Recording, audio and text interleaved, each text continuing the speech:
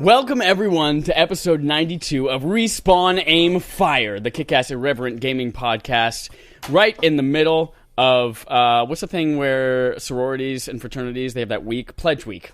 Pledge Week. We've got two pledges here. I've decided right now is what we're going to call you, but you're our guest. Don't bring out the paddle. Or so do. That's step two. Year of the Guest, as we are calling it, I've decided right now. Last year was Year of the Dog. And then it was Year of the I was born in the Year of the Pig. Year of the Pig. That's right. Yeah. What was I? I don't remember. Dog, tiger, something like that. Anyway. Chicken, I think. I am Chad Michael Innes, your host for this week. My normal co-host is Holden DePardo. Say hi, Holden. Oh, hi. Oh, shut up. We've got... Oh, I should have asked you guys how to say your names before. So I know Alex. Alex, what's your last name?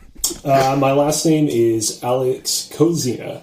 Wait, hold on. Alex. No, my last name is just Kozina. It's not Alex Kozina. My name is Alex Kozina. Hi, yeah. Not Hi, my name's Holden DePardo. First name Alexander, or just Alex. Middle name Matthias, but you don't need to remember that part. And last name Kozina. Kozina. What was the? If you turned out to be a girl, what was the rejected name that you didn't get named? Oh, good question. Fuck, I know the answer to this one, too. I do, too. Do you know Alex's name? No, I know mine. I honestly don't know. I'll have to ask my parents that sometime. The thing is that apparently the Alex name was something that was chosen very spontaneously after I was born. So I don't think that they had super ingrained ideas of what they were going to name me. So also, Alex could just be a girl's name as well. That's true. That's also true. That's true. It's been proven by science. Over here, that was Einstein's theory of relativity. Relatively, Alex could be a girl or a boy's name. That's true. We've got Treavor. Treavor, how do you say your last name? I didn't even... How do you think I say my last name? I'm going to try to remember from memory. No, it starts with a B, and I'm going to say Bettis. I failed at getting back from the mic for my ridiculous laugh. Close? No. Well, Bettis. But Bettis. Okay. Betatis, that sounds like a real nice hip name. No, it's not. It's not. Yeah, Treavor Bettis. So how do you spell it out, just so that I can give my own kind of evaluation of how it's pronounced? Okay, well, would I surprise you if I said the Trevor's gonna trip you up? It's Treavor, because my mom wanted me to be fancy. And spelled like Endeavor. When Chad sent me the welcome packet, I'm like, oh, Chad, you misspelled his name twice. I'm like, let me just double check. Yeah, then the last name, Bettis. Very boring. But to answer the girl question, my name was going to be Emily, which also happened to currently be the dog's name when I was born. And when I confronted my mom about that, she went, oh, we're just going to change the dog's name. That's fun. Right. I think we're going to talk about video games though, and not my weird childhood. So that's right. Why so, do you gentlemen, have to talk about video games? Why? You reached out to us after we put out the call on Kind of Funny Games Daily for Squad Up, and I want to kind of give people who are listening an idea of like your role in video games, whether you just like playing them, whether you produce content, whether you have never played a video game before in your life and you just thought we were cool dudes. Go for it. Who wants to start? Alex, go ahead. All right. I was going to say, Trevor, you can go first, but I spoke first. Okay. Yeah, my name is Alex Kozina. I'll just keep this short and sweet for now because we can go into more in detail as we get to later topics of discussion on this podcast where it will be more relevant to bring them up. I am a writer for a YouTube channel called Gamers, spelled with a V instead of an A, so GVMERS. And it's dope as heck.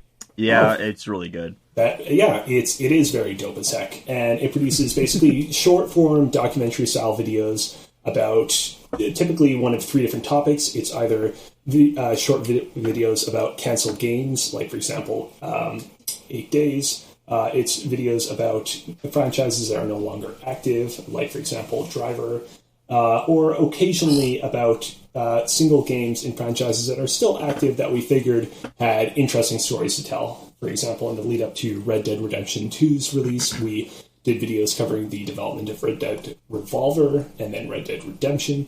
And, I want to see the Red Dead Revolver one. I'm curious about that. Yeah. the videos for those are down at the moment, but they will be back in a short while. So, I watched the one on Silent Hills, the yes. Kojima one. That one was really good. Oh, thank you Okay, so very here's much. the story. Holden will tell you, I don't watch any YouTube videos that are longer than 3 minutes. No, I send him anything and he won't watch it. Nope. Never. He'll never watch it. I'm an old man. I watch narrative, long-form television and movies, or I watch movie trailers. But I was scrolling through. I was like, I got to get to know everyone's content so that I can kind of know a little bit about who they are. And I saw all of your videos. Like, oh, which one's the shortest video? And then I was like, wait a minute. There's one on PT. 16 minutes. I'll watch a little bit of it. For the record, there are a couple of videos that we've done that are 4 minutes long because it's like, here's what we're making in 2018. Like, you could have clicked on that one if you wanted the shortest video. Well, a testament to your work is at the PT one, which comes in at over 16 minutes long. I was like, I'll watch a little bit of this. Chad, that's unheard of. I watched for the Chad whole to thing. watch something that long. It's amazing. The whole thing, and it was fascinating. And I can't wait to go back and like some of these that I've never heard of before. I can't wait to hear the story behind them. That's awesome. I do jokingly want to send you the 3-hour God of War intro retrospective. Never. that I watched. Never. I'll have to watch that PT one with my wife. That sounds pretty cool. No, seriously, it's really good content. I texted Chad as soon as I watched it. I'm like, this is like television quality. Like, this could be on TV. Like, it's that high quality.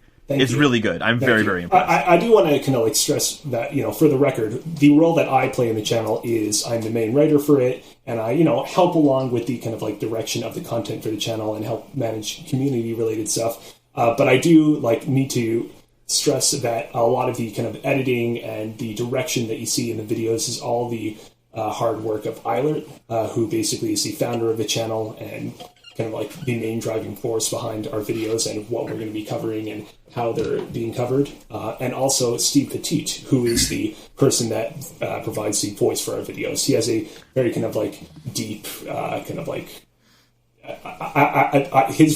there's no words to describe his voice. You hear it and it is just... it's really good, yeah. When it's I heard really it, I was good, like, yeah. oh my God, yeah. This sounds so cool. Is this the person that's on our podcast today? Yeah, I'm gonna have to unfortunately make my not. voice sound cool. Hello. Yeah. I was going to mention that the You're direction, gonna have to get, the right down here editing next was to the all the mic. worst part, too. So I'm glad that you mentioned Oh, dear. with that. Oh, dear. I'm just I would kidding. say It was you're all very good. humble. Because when people ask for the podcast, I just say I do it alone. No one else helps me with it. It's just my own work. Shut up. And I just throw it. Shut up. Yeah. We got to get things rolling. So, Treavor, tell us a little bit about yourself. I currently regret that I had Alex go first. I'm sorry, man. I'm sorry. Let's see.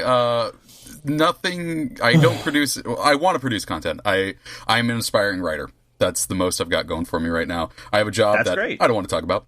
Great. And yeah, so aspiring writer, and I love video games. I love video game industry most of all, and I've wanted to start a podcast for years, ever since I listened to the IGN podcast back in the day, and I've never had any luck with that, and so I've just had to subject my friends to all my thoughts and opinions, and they just look at me and go, yeah, we don't care. Yeah, I think you just described me, seriously, because when you said video game industry, I've actually really always been more interested in the video game industry than games growing up. So my parents wouldn't really play a lot of games growing up. It was like a handful of games every once in a while, but I was always reading Game Informer magazines, always like finding out what's around the corner, what's coming out. My friend Kyle will be like, oh man, it sucks this game got canceled. I'm like, yeah, but do you understand what that means? the developers, man, like, oh my god, all of this stuff, oh my god. So I've always wanted to do something like this. So when I heard, hey, you want to be on our podcast? I'm like, yeah, I want to be on a podcast. I've only got to be on one before, so 2 now out of 10 years, doing real good. Woo! Cool. Thank you for joining us. You just got to start. That's all you got to do is just start. Yeah. Speaking of starting, It's always about Hold on a moment. starting. Before you start, can I just get one last quick little word in?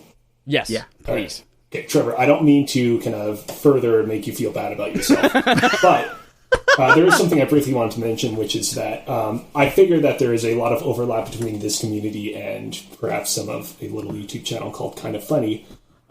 If you are deep in the know for that channel, you might have seen an individual who made these things called Nick Scarpedia and Kevin Koalopedia, which are two wikis devoted entirely to two members of the channel.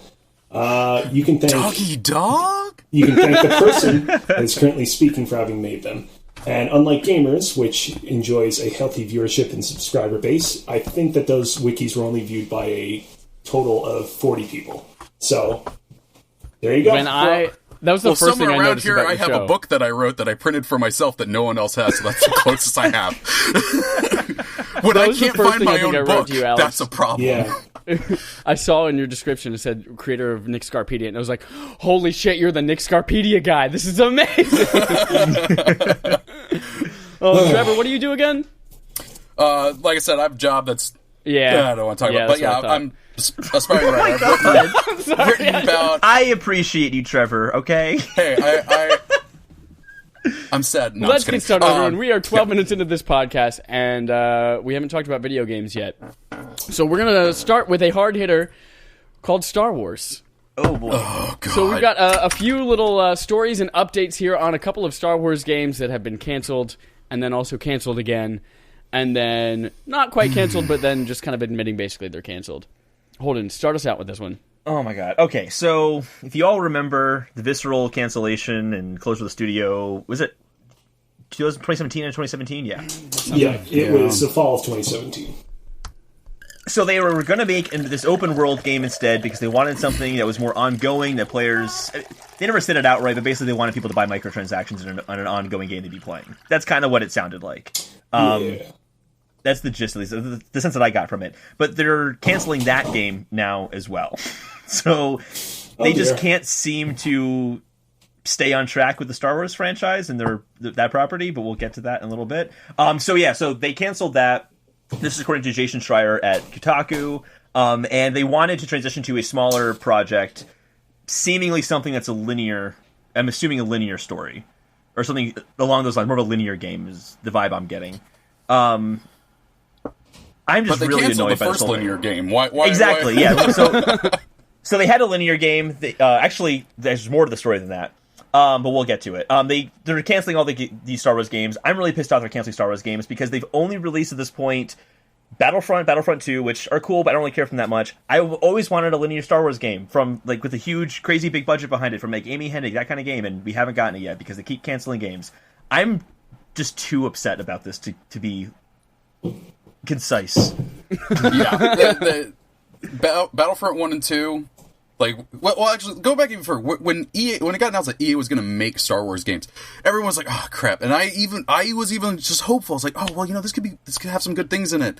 BioWare, maybe BioWare will come in and make something. They wanted to make a Star Wars game, and I wasn't necessarily upset myself. I was like, you know what? I totally understand Lucasfilm wanting to go with a safe choice and wanting to go with a company like EA, which has a lot of money and stability. Yeah. I was definitely kind of like, it would have been cool to see some other developer, like a smaller, wilier developer, like an Insomniac Games, and this would probably never happen, but like a Japanese developer, like Platinum Games, take over the license. But I was like, whatever, I'll see how this plays out. Who knows? Maybe this will result in some pretty memorable titles, and here we are. Can you imagine if the team that made Bayonetta at Platinum made a Star Wars game? Oh my God, made a lightsaber? Darth Maul game? Oh, God. Yeah. Ooh. That'd be amazing. See, I just don't want to say things because it makes me sad. I've never been into Star Wars video games before.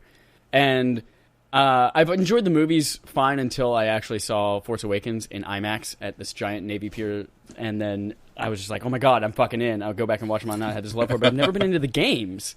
And this, the first one with Amy Hennig, that was the first time I think I was very excited for a Star Wars game. I was like, man, this is going to be so fucking cool. I love Uncharted.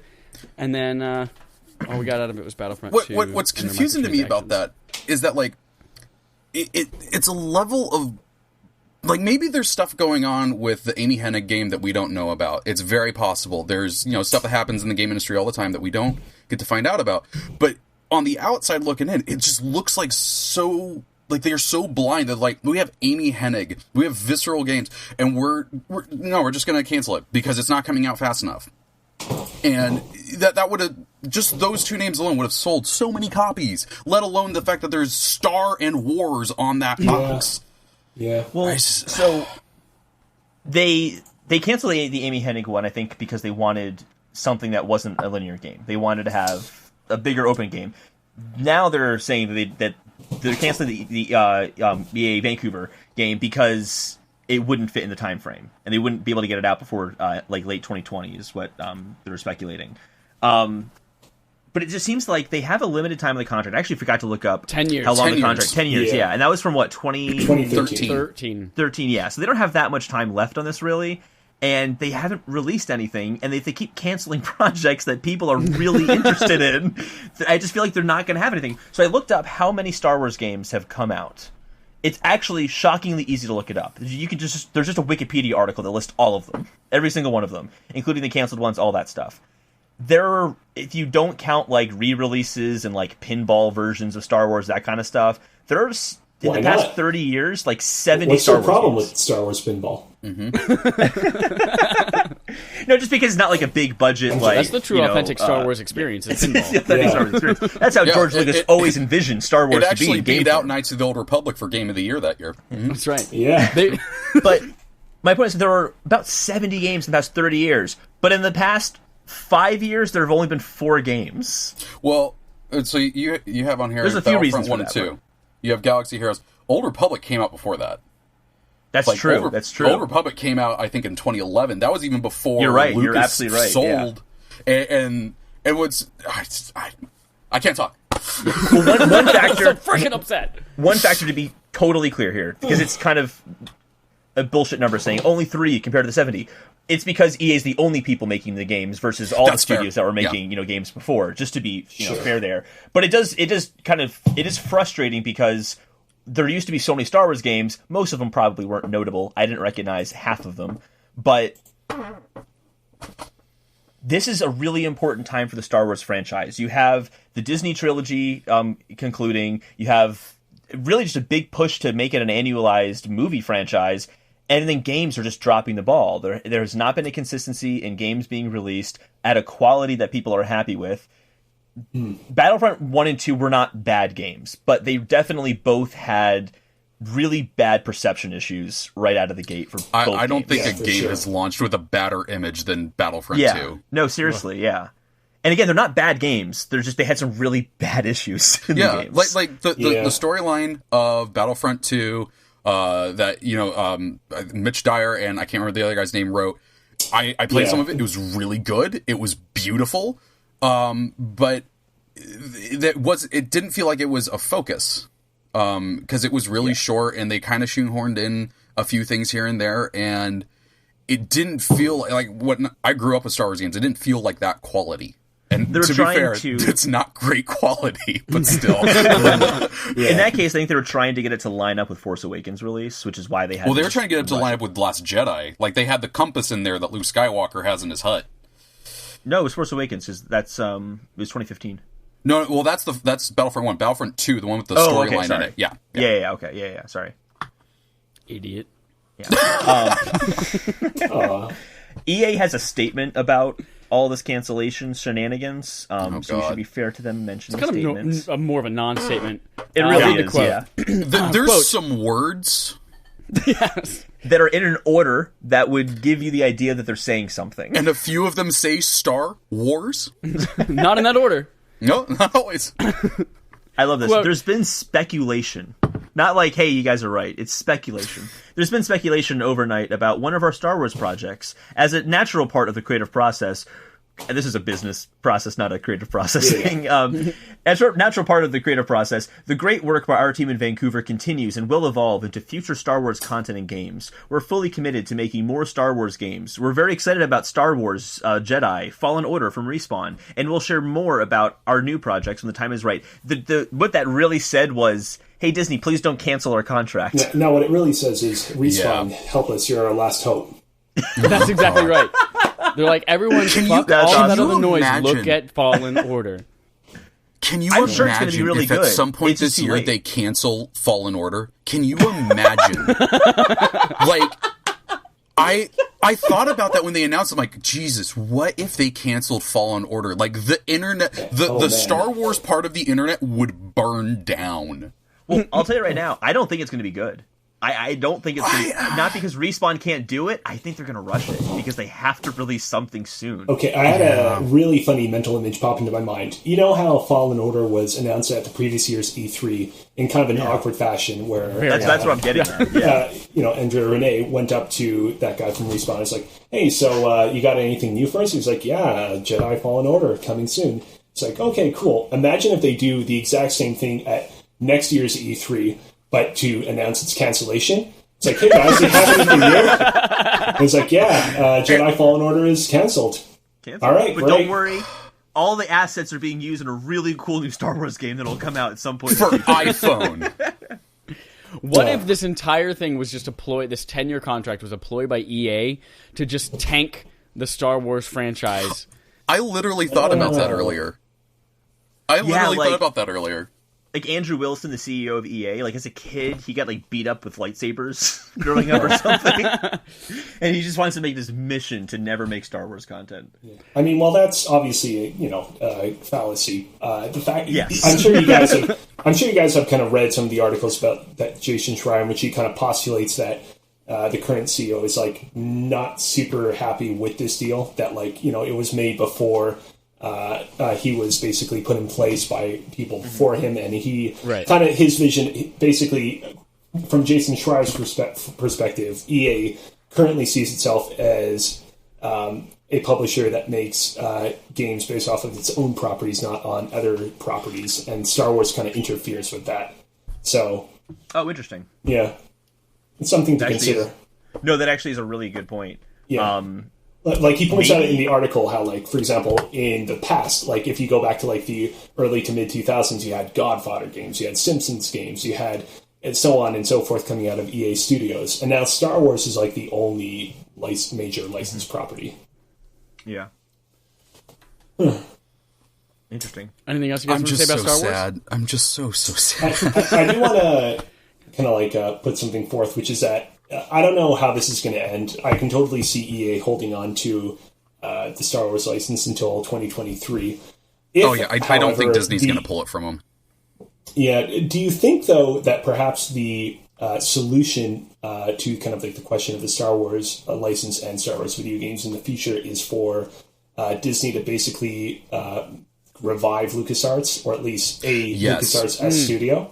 Because, the kind of continuous problem that you read about in all these articles is that the people working at former Dead Space developer, what's their name? Visceral, right? Visceral. Yeah, the devs working at Visceral, the devs working at EA Vancouver, the continuous problem they always deal with is that they have to go through Star Wars' masters back at Lucasfilm, who basically say, no, the Dodger can't have a jacket like that. No, this alien can't be this big. And it kind of significantly slows down the process. Like, I feel like if they were to establish a kind of like studio that's like, your sole purpose is to make Star Wars games, and you are going to be located, if not in the same building as Lucasfilm, in the kind of like same-ish area where we can kind of like quickly exchange ideas and suggestions and, concept art and development progress, so that we can kind of like significantly speed up the process of kind of creating these worlds. That reviving LucasArts would be probably the best thing for Star Wars as a video game franchise. Yeah, and it doesn't need to be called LucasArts if like people want to avoid kind of the negative stigma that it carries. It can be called something else. Like, it can be called like the Holocron. Like, in the same way that the developer that makes Gears of War is called the Coalition, it can be called something like that. But like, I think that setting up a video game developer where their sole purpose is to make Star Wars games and having it be like intrinsically linked with Lucasfilm's, movie and other entertainment divisions is, I think, key for this franchise's future in games. That's just I think my what opinion. might be more interesting in the long run, because having one studio working on things, you can't turn out video games. I think what might be more interesting is, it's not an exact parallel, but it kind of is the way that Marvel Studios is working with game developers, like Insomniac for Spider-Man, like choosing very purposefully. The problem with that one is, like he was saying, was the whole canon thing. They've said that every piece of media that comes out from now on is canon. Oh, that's right. Whereas Marvel has like Marvel just handed it to Insomniac. They're like, have fun. Do whatever the fuck you want. Yeah, I mean, I would absolutely like to see a bunch of other studios, and not just the Holocron, handle all of these kind of Star Wars titles, but like, Marvel, benefits from the fact that they can just be like, hey, it's an alternate universe, we can do whatever the hell we want. Whereas in Star Wars, there's just the one universe. So. I think at the same time, too, Marvel, just because there's such a huge amount of characters that are very, very diverse, you can then expect a more diverse types of games and different types of gameplay. Whereas Star Wars, I don't think it could be nearly as diverse as because everyone's Marvel related to the properties. Skywalkers. Because everyone's related to the Skywalkers, exactly. Except Rey, her parents are just trash. Dead in a ditch, drunkards. Didn't even know what the fuck a lightsaber was. Idiot. All right. Yeah. That wraps up our Star Wars talk, and we're going to jump into our segment called Playtime, where we just kind of discuss what we've been playing this week. I'm going to start because it's my fucking show, so... Holden, it's so nice of you to guest. And here to guest again is Holden. But here's the thing, my segment's going to be super short because same old, Beat Saber, Smash Bros. I had a get-together for my final kind of weekend here in Chicago, and we had 7 people over, and the intention was, hey guys, come over, we'll play a little bit of VR, a little bit of Smash, we'll play some board games, we'll play Mario Party, whatever the fuck we're going to play. And that was like the idea, and everyone got over there. I was like, cool. We pulled out Beat Saber, and then no one wanted to do anything else the whole rest of the night. Wow. Just That's people really passing cool. the helmet back and forth, and it was like, Oh god, I've never wanted to play a game more than Beat Saber, but I don't have a VR unit yet. fucking good. I just got Beat Saber as a demo that I can use in the store now, and that's been awesome. You're going to get so sweaty in your work uniform. I can't play. Where are these video games? Go away! I gotta be the song. So I'm using the VR headset. I'll just ignore them and pretend I can't hear them. You're not in my reality. Who was that? Well, it was the wind. I do have a VR headset, but I only have one Move controller, so I need to get another one. And unfortunately, worth it. I was looking. I 100% agree. But I was looking online on Amazon, like how much do these things still go for, and they've kind of kept them at kind of a premium over the years, which is. Yeah. I mean, But here's the thing. I just looked up the trade-in value for them at GameStop, and you can get $4.40 for it at GameStop. How much is GameStop currently going for? $4.60. but I'll get it. Someday I wonder if the buyers have a pro card. I wonder if GameStop will be worth more if it's just trading credit at GameStop. The final thing I played this week was Link to the Past, which is our BARF, our backlog accomplishments with Respawn and friends. I, up until we started recording this, just got to the point. Do we want to get into it now, or do we want to save that for a segment later? We can talk briefly. We're going to try to avoid any kind of spoiler talk or anything like that. But we're going to have an entire side quest segment at the end of the month where we kind of talk in depth with our thoughts about it. Have you guys played Link to the Past before? Oh yeah.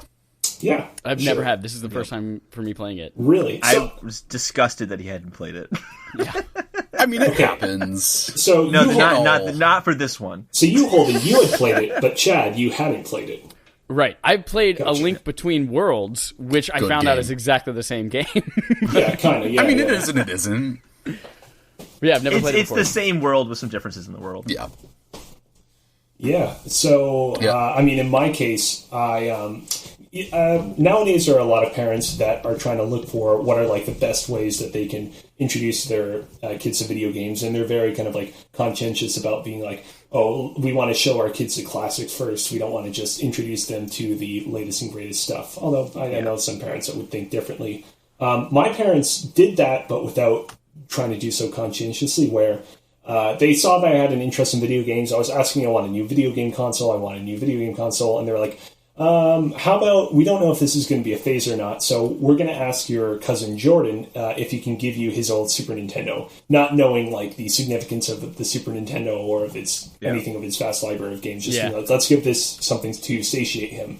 And he gave me a pretty decent lineup of games. There was Super Mario World, there was Super Mario All-Stars, there was Donkey Kong Country 1, 2, 3, there was a Power Rangers side-scroller made by Konami. Yes, those are really all the games I had. There was also a Beavis and Butthead game, which wasn't great, But I was not allowed to play Beavis and Butthead. Myself and the friend that I used to play it with had some good times with it. A Link to the Past was not part of this initial lineup of games, though. It was actually given to me a year later by a friend of mine who said that his dad originally used to play it, of all people, and he gifted it to me because apparently his dad didn't want it anymore. And that pretty much quickly became my kind of like entire obsession. And completing that game was definitely an accomplishment for me because, I honestly spent like several months sort of like sussing out all the game's secrets and, making my way to the very end of Ganon's Tower at the end of the game. So, don't spoil that part. Wait a minute, Ganon's in this game? Oh my god! There's a bad person. I hope the princess is okay. I'm enjoying it. Can I tell you guys the best thing about it, though? Sure. I'm playing on the SNES Classic. Yeah. And I accidentally discovered the rewind feature. So I was like, damn it. I was going to go load a save state from like 30 minutes ago, and I accidentally hit the X button, and it rewound me a minute. And I was like, what? I can just avoid being hit instead? It's so dope. So what you're saying is Link is Neo from the Matrix now. Yeah, exactly. He will never be hit again. Words right out of my mouth. But Neo can't rewind time. Hey. When did he rewind time? We don't know what he can do. Fight. He's the one. He can do He's anything. the one. I was just making a joke that he didn't get hit. It's probably closer to Braid. Isn't Braid have like a rewind? Yeah, That's true. That's correct, yeah. All of I need to play Braid. Rare Anniversary had that rewind effect, right? Yeah. I think, wasn't there also like the Disney Afternoon collection that came out a couple of years ago? Yeah, as well? Yeah. That's all I played this week, guys. Holden, since you also own this fucking podcast, and you only have one thing that you just want to clarify because you took a big old shit on Super Mario's Wii U Deluxe last week, and you want to clarify I was something? really harsh on that game last week. Just to summarize, people who didn't listen last week, it's just the same exact thing 2D Mario games have always been. It's basically Mushroom Kingdom. It's Acorn Plains in this one, but it's the Mushroom Kingdom because it's a green grassy area that's easy that you start off in. Then you go to a sand area. And then you go to like the snow area, followed by the beach area. Like it's just the same worlds in the same order, or a very familiar order. Close enough. You just want to use this segment to shit on it again? Bad thing. But so I was very annoyed by that. So I shit all over that aspect to it. But let me say some good things about the game because it's still a really good game. It's not all just the order of the worlds being the same. That's only notable about it. The star coins are, I think, a lot of fun to find this time around because they're really challenging. There are some that I ran through the level like a dozen times because my whole thing is I'm not moving past a world until I've gotten all the star coins there. Oh my god. So I'll go back and I'm like, there's just one coin here and I don't know where it is, and it turns out you had to like jump on that guy's head to hit a mystery block that makes like the vine go all the way up, and I'm like, I've gone through this world so many times I hadn't figured that out yet. I love the little secrets in the game. They're just well hidden, I think. But that's not new for Mario. Mario's always had that. I just think it's a good implementation of it this time around. On top of that, I also just love the squirrel suit. The squirrel suit is a blast. Good. It's so much fun, yeah. So it's also a really good tool because so many of the star coins become a lot easier to get when you can use the squirrel suit and manage to get the squirrel suit all the way through the level up to there. So like the squirrel suit lets you glide. So you're going to be able to glide. But also you can like do a quick jump up in the air. So like if you're gliding, you can do a quick jump up in the air, and it helps you get star coins more easily. I'm just loving like the cape in Mario World. Yeah, kind of similar to the Cape Mario World, but it's a squirrel suit instead, Chad. Okay. Oh, you're right. You're right. Sorry. Come on, it's not even the same thing at all. Yeah. Although it did kind of hit me that Mario games essentially every single time is just introducing one new power up. Yeah. That's all they do. Like, it's amazing. Like they must have put so much thought. No. But I'm just saying they must have put so much thought into that one power up. Oh yeah. Well, I mean, like if you look at what the power ups are, they basically build the whole games around it. Yeah, exactly. Yeah. Well, that's what I'm saying. Like all the star coins, you can tell were positioned to be made easier with that squirrel suit. Mm-hmm. All of them are. This is the good level design. All that stuff's really good about it. I just wanted to clarify because I felt like I just called it a garbage game last week. It's not a garbage game. I just was upset by how familiar it was. I do hear that there is a world towards the end. Point. Yeah, that's well. Here's the thing, though: is it does have the new Super Luigi I know, but that also came out like 3 years ago now already. But sure. I know why they didn't, because Nintendo's not going to be like, here's a Mario game, we're going to lower the price and make it look like it's worth less because they're Nintendo. It did make me think, though, because 2D Mario games on 3DS and DS, which probably have the same amount of content as a new Super Mario, or as a new Super Luigi, new Super Mario Bros. U, that's what it's called. It has probably the same amount of content, but those games were $40 because they're on handheld. This is basically kind of saying, Nintendo saying, all games are going to be $60 from us going forward, which means that a 2D Zelda game is probably going to be $60 now. But think it's like more than double the pixels, so you got to pay for that. Jeez, I didn't even think about that. Yeah. This is the only new Super Mario Brothers game I haven't played. I've played the original DS one, I played the 3DS one, and I played the Wii one. I played all of them too. They're all good. Yeah, and I don't have any interest in playing this game right now, but every few weeks I have the craving to play something safe. Like I remember a couple of weeks ago, I was like, you know what? Let me go and buy and play through Mario and Luigi Partners in Time, the DS RPG again. Mm-hmm. It was available on the Wii U store, purchased it, beat it. I was like, oh, okay, that's good, and now I can get back to something that's not so safe. So I'm sure there will be a week, a couple of months from now, where I'll be like, I want to play something safe and something that I also haven't tried before. I'll go to purchase them from the store. It won't be discounted yet because nothing ever is, and I'll have a good time. I'll say this, in terms of it being safe, it totally safe.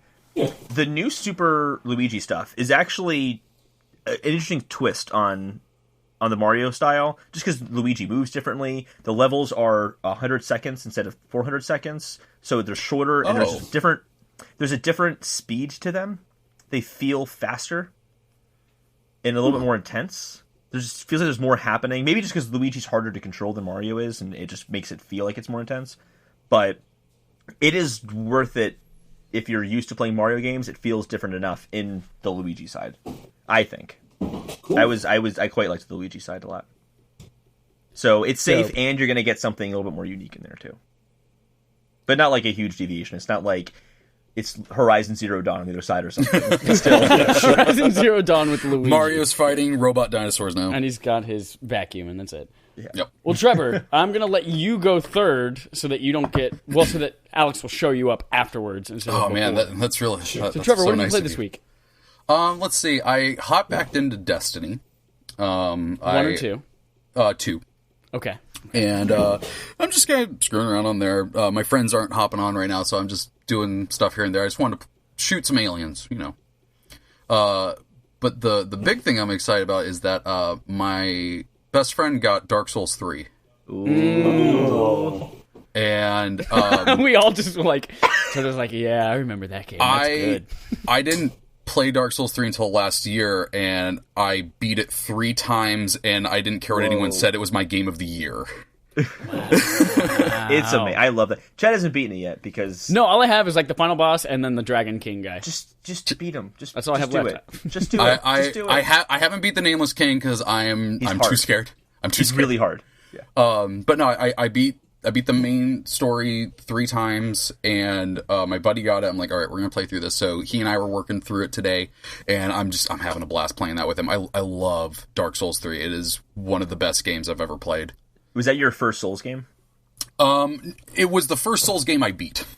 Okay. I'd played all the Souls games as they came out. I played Demon Souls, Dark Souls, and so on. Yeah, and I played Bloodborne. I really love Bloodborne. I still gotta have my friend come in and help me beat that one, because just can't get that parry system down. Yeah, Chad had to help me get through Bloodborne, because I'm really bad at that game. I just run in and just start fighting. I don't like play defensively or strategically. I just and he doesn't heal. And the whole time he's just fucking like fighting, and he has like 2 health. Like, Holden, heal yourself, you stupid idiot! And he won't do it. Though, I've gotten good at that style because I got pretty far in New Game Plus with that style of gameplay. So I got better at that, but just crazy balls of the wall style of play. It's my favorite thing about walking my friend through this game is the pep talk I give him before we get into a boss fight, because I have a very odd vernacular when it comes to these games. Like we got to Vort one of the first bosses. I'm like, all right, so you're going to want to two-hand your weapon. You're going to put your shield down. You're going to run in there, and you are going to hug his butt. Just get all up in his butt and just stay there. Make a home. Make a cottage. I don't care what you do. Stay on the butt. So we're having a lot of fun. That's our quote for the week. That's the name of the episode. Hug the butt. All right. Is that all you played? Yeah. No, fortunately. No, that's a ton of good shit. Alex, tell us about what your playtime looks like this week. Well, of course, I played through and beat A Link to the Past in its entirety, which, so here's the thing. I've beaten this game at least, like 100 times at this point in my life. I've beaten it a lot. Holy crap. Not literally 100 times, just to make it clear. I've beaten it a lot. Last time I played it was in 2014, or maybe it was 2013. It was basically in preparation for the release of A Link Between Worlds. 2013. So, yeah, 2013, thank you. No problem. And at the time, I enjoyed myself, but I did kind of come away with that kind of like disappointed feeling of like, oh, like, this isn't as good as when I played it when I was 8 years old. Like, I mean, that's true of every game that you play in your childhood. It's never going to be as great as your memories remember it being. And so this time around, I was like, I want to do something different. I want to, do something interesting with this playthrough to make it more fun and new. And I do that with Zelda playthroughs all the time. Yeah, I love doing that. The first boss in the Dark World is this guy called the Helmarock King, I believe. He's the guy with the big helmet, and you have to shatter it with a hammer. While this game as a whole is pretty easy for me at this point, because I've pretty much memorized where everything is and what I have to do at every point, I nonetheless found the Helmarock King just a little bit too difficult. He killed me a few too many times, and rather than reload a restore point, because I was playing on the Wii U, I was like, you know what? I'm going to try and see if I can beat all the dungeons in the Dark World out of order. So the 7th one first, cool. Then 6th, then 5th, then 4th, then 3rd, then 2nd, then 1st. In retrospect, it's the thing is that you would think that like you can kind of waltz into like the 7th dungeon with only having like conquered like a couple of other dungeons. You actually kind of have to complete most of them so that you can get their kind of like items. The item. Yeah, exactly. So like when I finally had everything that I needed to challenge the 7th one and save Zelda first, it was kind of like, well, I've already beaten all of the 4th dungeon. I've already beaten 75% of the 2nd dungeon. Yeah. I've already beaten like 60% of the 6th dungeon. Like it wasn't like, the game doesn't allow you to purely just attempt any dungeon in any order, but it's still made for a fun time. And I discovered the hard way that when you go into the 7th dungeon without the armor that you can get from the 5th dungeon, because that's the item that you get from the 5th dungeon, it's much more difficult. But it made for a good challenge. And that was a great time. I missed that tunic, the blue tunic, that my first playthrough of the game. Yeah. So just suddenly the game became unbelievably hard. Right, because of course it's not required to get it to beat that dungeon. So exactly. Yeah. I will say famous for doing like naked runs or 3 hearts only, or only have a stick and a butterfly or whatever. Yeah, so Link Between Worlds, I did a 3-heart hero mode with no fairies. And that was a lot of fun. I just have a question. Why do you hate yourself? Right? Like, I'm sitting over here like, I beat Dark Souls 3 times last year. You're a madman. He spent 320 hours on Breath of the Wild. Oh my god. So the reason is because it turns, when you're playing with 3 hearts, it turns Zelda into Dark Souls. I mean, where combat is much more methodical. You have to pay far more attention to how the bosses are moving around, what their animations are, all that kind of stuff. It just made it more fun. You also really learn a lot about how the game is made by pushing it to its limits like that, in a way. Okay. I don't know. It's fun. I like doing it. Quick aside on that. I respect that. I found out in my adulthood that you're supposed to take potions in with you when you fight a boss in Legend of Zelda. I did not do that when I was a child, and neither did my best friend Kyle. And I went up to him and I'm like, "Did you know we were playing Zelda wrong?" Wait, what did you do wrong? I missed you. I never walked in to a boss fight with potions. Like, I didn't know, I was like, oh yeah, this thing that heals you, why would I take that into where I get killed all the time? One thing that I found a Link to the Past, in going to the whole 3-heart challenge thing, you cannot do a 3-heart challenge with Link to the Past. Right, because you have to pick up the heart piece when you defeat a boss. Exactly, because if you don't pick up the heart piece, then the pendant will never drop. You'll never get the pendant to complete. It's really annoying. So I've not been able to make this like a challenge run for Link to the Past. So I'm actually was really excited to hear that you had a challenge run. I might try doing that, but you also didn't speak very highly of it. So you could just walk up and have something hit you until you only have 3 hearts. There you go. That's true. I could do that way. No, it was fun. I enjoyed myself. I've kind of resigned myself to the fact that my runs of A Link to the Past are never going to be as magical as they were when I played it in my youth. But well, it's like I had fun. At hour 319 of Breath of the Wild that hit me, like the first few hours were the highlight. Yeah. It'll never be that way again. It only took that long. It only took that long, yeah. But 318, magic. Incredible. I do want to just say very briefly, in addition to the Link to the Past, I also played through and platinumed a tiny PlayStation 4 game called Pick Up Pix Color, which is basically, it's a clone of what's that game where you have like these blocks and these numbers and like you have to fill in the blocks based on the number? No, not Sudoku. It's like colors, like these images. Picross, that's it. Yeah. It's a blatant Picross ripoff, and I got it because sometimes you want to basically sit down and listen to like a podcast or some music and play a game that doesn't kind of occupy the side of your head that you would otherwise spend listening to podcasts or music. And it was also, a pretty easy platinum. So I'm like, all right, I'll play this. And that's that. You just gave Chad his next game. Yep. Play that. PIC just for the platinum. -A-PIX color. Actually, I have heard of that game before. Yeah. I have heard of that. Picross is a fun game, by the way, if you guys haven't played it before. If it's on Switch, it's like $8 or something like that. It's really cheap. It's very You're fun. like $8. Oh, thanks. No, wait, that's mean. That's very mean. Hey, he could have said 7. You could have been cheaper than the game. That's exactly right. And if you adjust for inflation, you're already cheaper. Well, that wraps up our Playtime segment, and let's jump into some news from our Quest log. Take a look at some stuff from Sony. News. We've got some stuff. Sony... Okay, so this one... I didn't read the article. Surprise. It says, Sony fined €2 million for misleading players about PS Plus. Holden, you added this in here. Yeah. What more do they have to do? Apparently, it's you have to pay to play online. I had the same question, honestly. Yeah, I had the same question. This doesn't make any sense to me. Essentially, they're saying that Sony's not doing enough, and then it's not clear enough that when you buy a PlayStation 4, you need to have PlayStation Plus to play games online. They don't do enough of that, the transaction of the console. What is Xbox doing? That was what I was just about to ask. Exactly. Yes.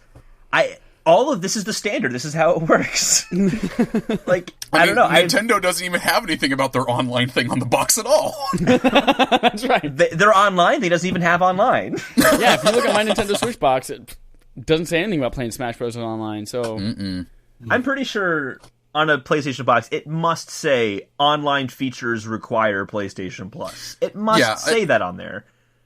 So, sorry, go ahead.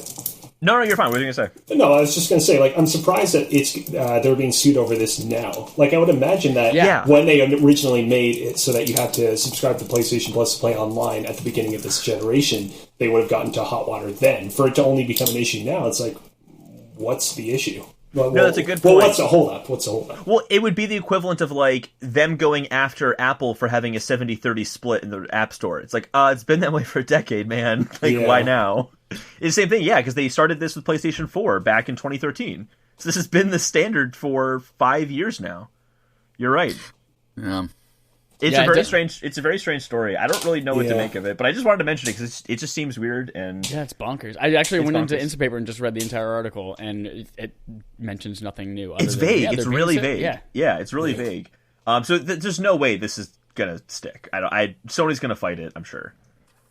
All right. Or they'll just pay the fine because it's €2 million. Yeah, it's €2 million. Yeah, that's like a 12th of what Spider-Man maybe made. So, next up, probably Sony made a lot more than that. in Europe, in euros. Oh, okay. It's different money, currency exchange. We don't understand. We're American. We don't get it. Well, I guess 3 of us are American. Yeah, 3 of us are American. Alex is over here going, I know exactly how currency exchange works. Oh yeah, 100%. I've been to Japan. I've done all the currency exchanges that are required there, and you learn everything that you need to know doing that. How is it when you go to Japan and somebody's like, all right, that'll be $4,012, and you're like, what? I imagine it being like what my math teacher said life would always be like. No, it's pretty easy because all you have to do is generally for example 100 yen is around $1. So all you just do is you look at the price, you subtract 2 zeros from it, and there you go. It's like pesos. You just take off the 1 0. Yeah, exactly. Yeah. I wonder if Japan did that just to be like, we're so rich and fancy, we're just going to add 2 zeros to whatever our paycheck says. I don't know. Technically, that economically, was totally their reason. No, economically speaking, the more inflated your currency, the worse. So I don't know if that's like a look how awesome our dollars are because they have bigger numbers on them. Well, you can buy with all those more numbers a PlayStation 5. And Sony's job listing is now hinting at possible PlayStation 5 features. So they are hiring for an industry site. Oh, sorry, Greenhouse.io, an industry site for networking/recruiting, showed a posting for a senior network operations engineer. This role will, quote, increase Sony's efficiencies and ability to scale rapidly as we build the next generation PlayStation backbone. Harness the power of the cloud, y'all. Mm-hmm. It's about time that became a thing. So does this say to you that the PlayStation 5 is going to come out next year, or does this say to you that if they're just building this now... This is a contentious thing between me and Chad right now. There's no way in hell these consoles... coming out at the end of the year this year. There's no way. There's no way in hell it's happening. And I think you're crazy, Chad. I don't want him. Oh, I don't mind waiting. Money, whatever. I don't mind waiting. They have to release Death Stranding, Last of Us Part 2, and Ghost of Tsushima. They're not going to do that this year and release a PlayStation 5. I just don't see it. All will be Well, both no, consoles. it's not going to be this year, no. At the earliest I would see a new console coming out is 2020. Yeah. This could be the year where, we get all the new console announcements, but it just makes me wonder, if they're just now building the backbone of it, does that mean it's... What I think this is talking more about... I mean, it's a senior network operations engineer. I think they're talking more about PlayStation Now and online game streaming. It might not mean the next PlayStation. It just might mean their next, the next big thing that we're doing in gaming, which is game streaming. They're already there, but game streaming has to get better in order to be palatable for everybody. I think what's commonly known is that the next console generation is going to be more about services and infrastructure than it is about hardware anyway. Yeah. But that doesn't mean that all those services have to launch when the PS5 launches. I mean, all the when the PS3 came out, it was a console. But by the end, it was just a standard console that the PS2 was. But by the end of it, it was Netflix, streaming boxes, all these buying your games on the PlayStation Store itself. There's PlayStation 3 games that don't even have trophies. Yeah. That stuff can change throughout the generation. That's fair. So I don't think any of this necessarily means. Oops. Why are you laughing? Trevor's face when he got the email just now. I'm so scared. It was assaulting me. That was weird. Yeah. So I'm not. I don't know. I don't think it's happening this year, but it's happening soon. Well, kind of more information about how they might not have things nailed down yet is Sony is surveying some players on what the future of PlayStation might be. That's why I included this one. Yeah, there's not a ton about what new features do you want us to have, this or this, but it's more about what do you use your console for more? Do you stream on it? Do you use share play? Do you use this feature or that feature? Mm-hmm. It's just a very targeted thing. It's not something sent out to every PlayStation Plus. Yeah. But yeah, I think this is... I'm still sticking with it that I believe it's coming out late this year. This is the biggest sign that it's not coming this year, and I'll tell you why. This is a smoking gun to me. This is not coming this year. This is the smoking gun. The reason is that they want to have their marketing figured out and planned ahead well before they start marketing it, because they want to be able to make sure it's... they do marketing like this once every 5 to 8 years. They got to fucking nail it. So they want as much information as possible. This is about figuring out, hey, how do people use PlayStation 4 so we can market them PlayStation 5? If they're doing that right now, they're not going to announce in March the PlayStation 5. They're going to need time to figure all this out, have a bunch of boardroom meetings, just bureaucracy bullshit crap that they have to deal with within their company, that every company has to deal with. Like, that's not going to happen in 2 months. There's just no way. If they're doing the survey now, they're starting to think about how they want to market this, which means it's going to be a year away before we start hearing about it, at least, at a minimum. And I think it says a lot that they're not going to be at E3. Like, I know that they can announce their stuff on their own, but if they were going to announce a PlayStation 5 and say that it's releasing this year and then skip E3, that's a massive marketing misstep. Yeah. Let me take you back to 2013, where Xbox didn't think about their marketing strategy at all when they went to E3. And then they made it up later, like 2 months, when they're like, you know what, maybe we should actually put thought into this. Remember, it's not a Switch. You can't just turn off the online features. It's not a Switch. Here's something to consider, too. I thought of this recently.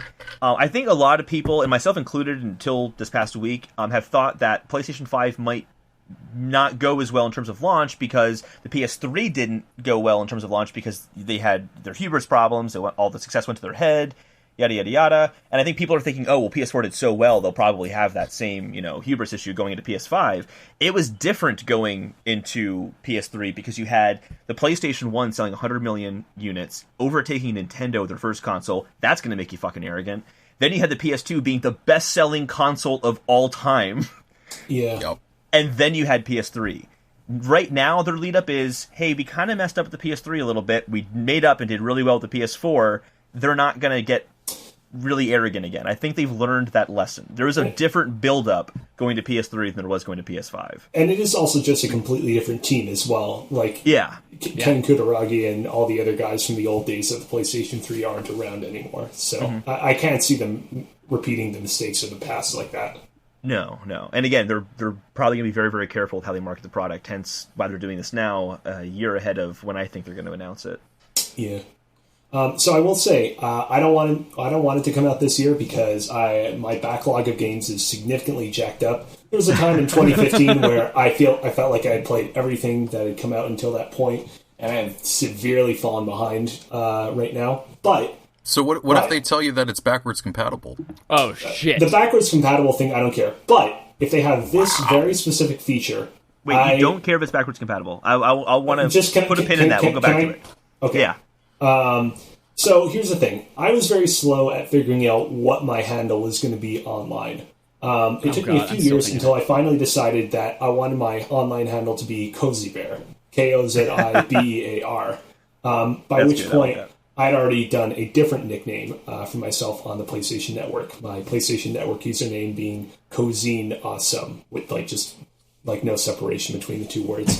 Kind of a dickbag username, but anyways. So here's the thing. Of course, recently they announced that you're going to be able to change your username on the PlayStation Network. I checked, and somebody already has the Kozibear username, but... They only have played 2 games, which are Call of Duty Advanced Warfare and Grand Theft Auto 5, and they've only earned a single trophy in Grand Theft Auto 5. How dare they? Sony, if you implement a feature where we can permanently delete PlayStation Network users... Oops, sorry, my laptop screen just went to sleep. If they can implement a feature where we can permanently delete users on the PlayStation Network that have only earned a single trophy in a single game... and then we can claim their usernames for our own. I'm in. And they can release it anytime. First, you got to get verified on Instagram. Shut up. I'll figure it out. Man. Would you be into if they... because there's a lot of baggage that comes with changing your PS4 username, apparently. Yeah. Would you be into if at PS5 they just make a clean cut and they say PS5 you can make a new ID and that's what you're with going forward? God, do you want people to lose their minds for trophies? I know, right? So what if, Jesus. So let me propose this. What if they're like, you can carry over your trophies, but any trophies, like now, like, your account on your older consoles, like, will no longer work on your older consoles. So you can bring over all the trophies that you earned on your Vita and on your PlayStation 3 and on your PlayStation 4, but now you can't go back and earn trophies on that account on those older consoles. You would have to start a new account for those consoles. Which would make it very important to be backwards compatible, so you could continue playing those games on your PS5. Full circle, The Lion King, The Circle of Life. I see. That's a compelling little idea right there. That's also how you make a giant landfill of PlayStation 4 consoles. Oh my god. Great. Next up, I think Treavor just said something and then it cut out. What did he say, Treavor? Trevor's dead. Uh-oh. Oh, no. No, you guys are breaking up for me right now, so it's fine, don't worry. Woo! Welcome back, Treavor. Damn it. Trevor, are you all right? Are you still alive, Trevor? Oh, no, don't go. I can don't slightly leave, Trevor. hear you guys. Yes, I'm live. Okay, good. This is going to sound really weird on the podcast when we're using the audio that's fine for me. Well, it doesn't release till Tuesday morning. I'll cut some stuff out, and then I'll add my own commentary over top. So, just kidding. Next up, we've got our fetch quests, and these are things that are just kind of worth mentioning, but don't really have too much to say about them. I'm just going to rattle them off, and then if you guys have something you want to say, great. First one, Hitman developer IO Interactive is opening a new studio in Malmö, Sweden. Woo! Good for them. Newly independent. Swell. It's to support development of Hitman games going forward. It's not to make new games. It's just to complement the other studio. Gotcha. Just that part I missed. Next up, Piranha Plant. I feel like this was already released, but maybe I'm just crazy. Piranha Plant will become available in Smash Bros. Ultimate around February. I feel like I kind of knew that already. Technically, we're around February right now. If you own Smash Bros., if you bought it physically, you have until the 31st of this month to register it with My Nintendo. That way you get Piranha Plant. So do that. If you bought it digitally, though, don't you just get it? Like, that's how they track it? You should have gotten your code emailed to you, but yeah, you just get it. Okay, I didn't get it. You still have to enter the code to get redeemed. That's stupid. I got my email like a month ago. I should check my email. I thought you just automatically got it. I got to check my email, too. Yeah, they send that you an email. Email's gone. You put it in, and then it says it will automatically download after you enter the code. I delete emails, and I delete emails to keep my inbox at 0. So like that's gone. Good thing you abandoned There's just Smash no way Bros. it's gone. Not that I'm that upset. I still haven't unlocked half the characters in Smash Bros. I just haven't played it. I hate you so much. Yeah, I do hope that when they add the DLC characters, that they'll have new conversations between Pit and Palutena. Because that was the thing. If you remember in Smash Bros. For Wii U and 3DS, they had this like stock default conversation between the two of them that was like, "What? It's a mysterious new fighter. All right, be on your greatest wits when you're fighting them." Whenever a new DLC character got added, it was only until this one, Smash Bros. Ultimate, that we got conversations for like the main character from basically Bayonetta and all the other DLC characters from Smash 4. So I didn't even know that was a thing. I didn't have a Wii U, and I played the 3DS version for like 2 hours. I didn't even know that was a thing. I don't know what he's talking about. Yeah. Oh, wow. So this conversation completely flew over your heads, did it? Are you making this up right now? No. It's... Does your uncle work for Nintendo? Are you kind of funny GDing us? Okay. All right. Now I'm curious. Will more people know what that's a reference to, or will more people know what I just described? Let's put that out as a poll. Only Twitter will tell. Yeah, but no. So yeah, like for example, as you know, Bayonetta was released as a DLC character for Smash 4, and when Pit and Palutena would fight her, and they would have that like whole conversation thing, it would just be this generic template, like it's a new fighter. We have to be very careful. And it was only in Smash Bros. Ultimate that they had this like conversations like Bayonetta, Slayer of Angels, wearer of questionable outfits, and so on and so forth. When does this happen? Is it like classic mode, or is it like just whenever you brawl? Oh, so do you not know about like the Palutena Pit conversations at all? No, I never play as them. Mm-mm. Oh, okay. So if you play as Pit on Palutena's temple stage, this is like the very large Kid Icarus stage that's sort of like similar to like say the Great Temple in Zelda. And then you do, I believe it's Pit's down taunt, like very quickly, like for only a single frame. They will basically trigger a conversation between Pitt and Palutena in which they talk about the current fighter that they're fighting. Everything just stops and they talk for a second? No, things don't stop. Like, you guys keep fighting, but basically all of the like background and sound effects, they become quieter, and then this kind of conversation takes up the center of the screen. Oh my god, I wonder how many people know about that. Well, it's like a pretty kind of well-known Easter egg. Like, I hesitate to almost even call it an Easter egg. There was, in Super Smash Bros. Brawl on the Wii, you might remember that Solid Snake had these codec calls that he would do. Oh, yeah. Yeah, it's basically, because Snake got excluded in Smash Bros. 4 on the Wii U, they basically substituted it with these conversations with Pit and Palutena. That's... Gotcha. Yeah. Dope. All right. Well, Pit and Palutena are kind of like fantastical people, and they are fantastical people in Final Fantasy X and X too, as well. I have so many strong feelings about this. Yeah, coming to Xbox One and Nintendo Switch. 10 and X 2 are coming on the 16th. 12 is coming on April 30th. Strong feelings. Go, Trevor. Why are they coming out in the same month? Why? I guess that's true, because if you're a fan of these and you want to play them, that's like two giant. I totally want to play these games. They also it's like, you want to play 10 and 10-2 again? Well, I hope you beat it in freaking 7 days. Because you want to play 12 also? Well, yeah, I do. Well, you're a terrible person and can't wait? Yeah, I am. Well, you're screwed. You're just screwed. I played 10 when it came out on the Vita, and I freaking loved it. And then I played like 30 minutes of 10-2, and I was like, this is not the game I want. It's the game my wife wants. Yeah? She stares anyone down that says that game's bad and is like, you're wrong. And then 12, I bought that game on PS4, played it a little bit. I've never played it. I really want to play it. A lot of people love it, but I don't know. Maybe I'll get back to it. Because we're talking about doing a barf that's 2 months long for JRPG, and I wouldn't mind doing that for Final Fantasy 12. Oh, I'd be down for that. Because I've always wanted to play that game, and I also want to just play a really large RPG on the Switch. I just feel like that's what the Switch should be really good at. That's what I freaking love the Vita for, man. Mm-hmm. The Switch is the new Vita. Yeah, it's true. I have nothing to add here except to say that the only game I played here was Final Fantasy X-2, and it was the first 30 minutes, and then the game crashed, and that was that. It was at a friend's house, though. It wasn't my own copy of the game, so it wasn't that, sad. But... Well, I don't think you missed much. Although the other two... What is that face, Holden? No, did you hear my stepdad? Did you guys hear my stepdad? Was that what... I thought it was like a 10-year-old screaming. You hear, yes! Do you hear that? Oh, gotcha. Yeah, gotcha, that was gotcha. he's watching Sports Ball right now. Is your mom okay? Should you check on her? I'm happy that he was happy. I'm happy that was him being very excited. Like, if he was, upset about something, I'd be like, uh-oh. Well, that's what I was just thinking at the same time. Like, is the game still going on? Because it's been 3 hours, and yeah, it's still happening. It's football. It's always going. My grandfather used to refuse to take me to go get food until halftime, and I'm like, when is halftime? He's like, in 20... Well, there's 3 minutes on the game clock, and I was waiting 45 minutes later. Anywho. Yeah.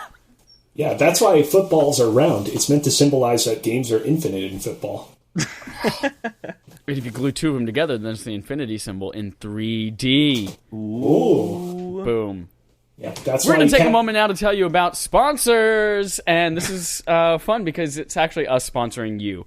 And we do that with the Participation Awards. So anyone listening right now, you can enter in 3 different ways. You can review us on the podcast service of your choice. You can refer a friend to us, and you guys tweet at us and be like, hey, Bob Saget referred me. Boom, you and Bob Saget both get an entry into our Participation Award. Bob Saget, regular listener of our show. Yeah, true story. Oh, wow. Yeah. True story I just made up. Next is, final way is just interacting with us on Twitter. Holden, what's a really great way to interact with us on Twitter? I don't use Twitter. God, thanks for saying #thanks for creating. What a wonderful plug, Holden.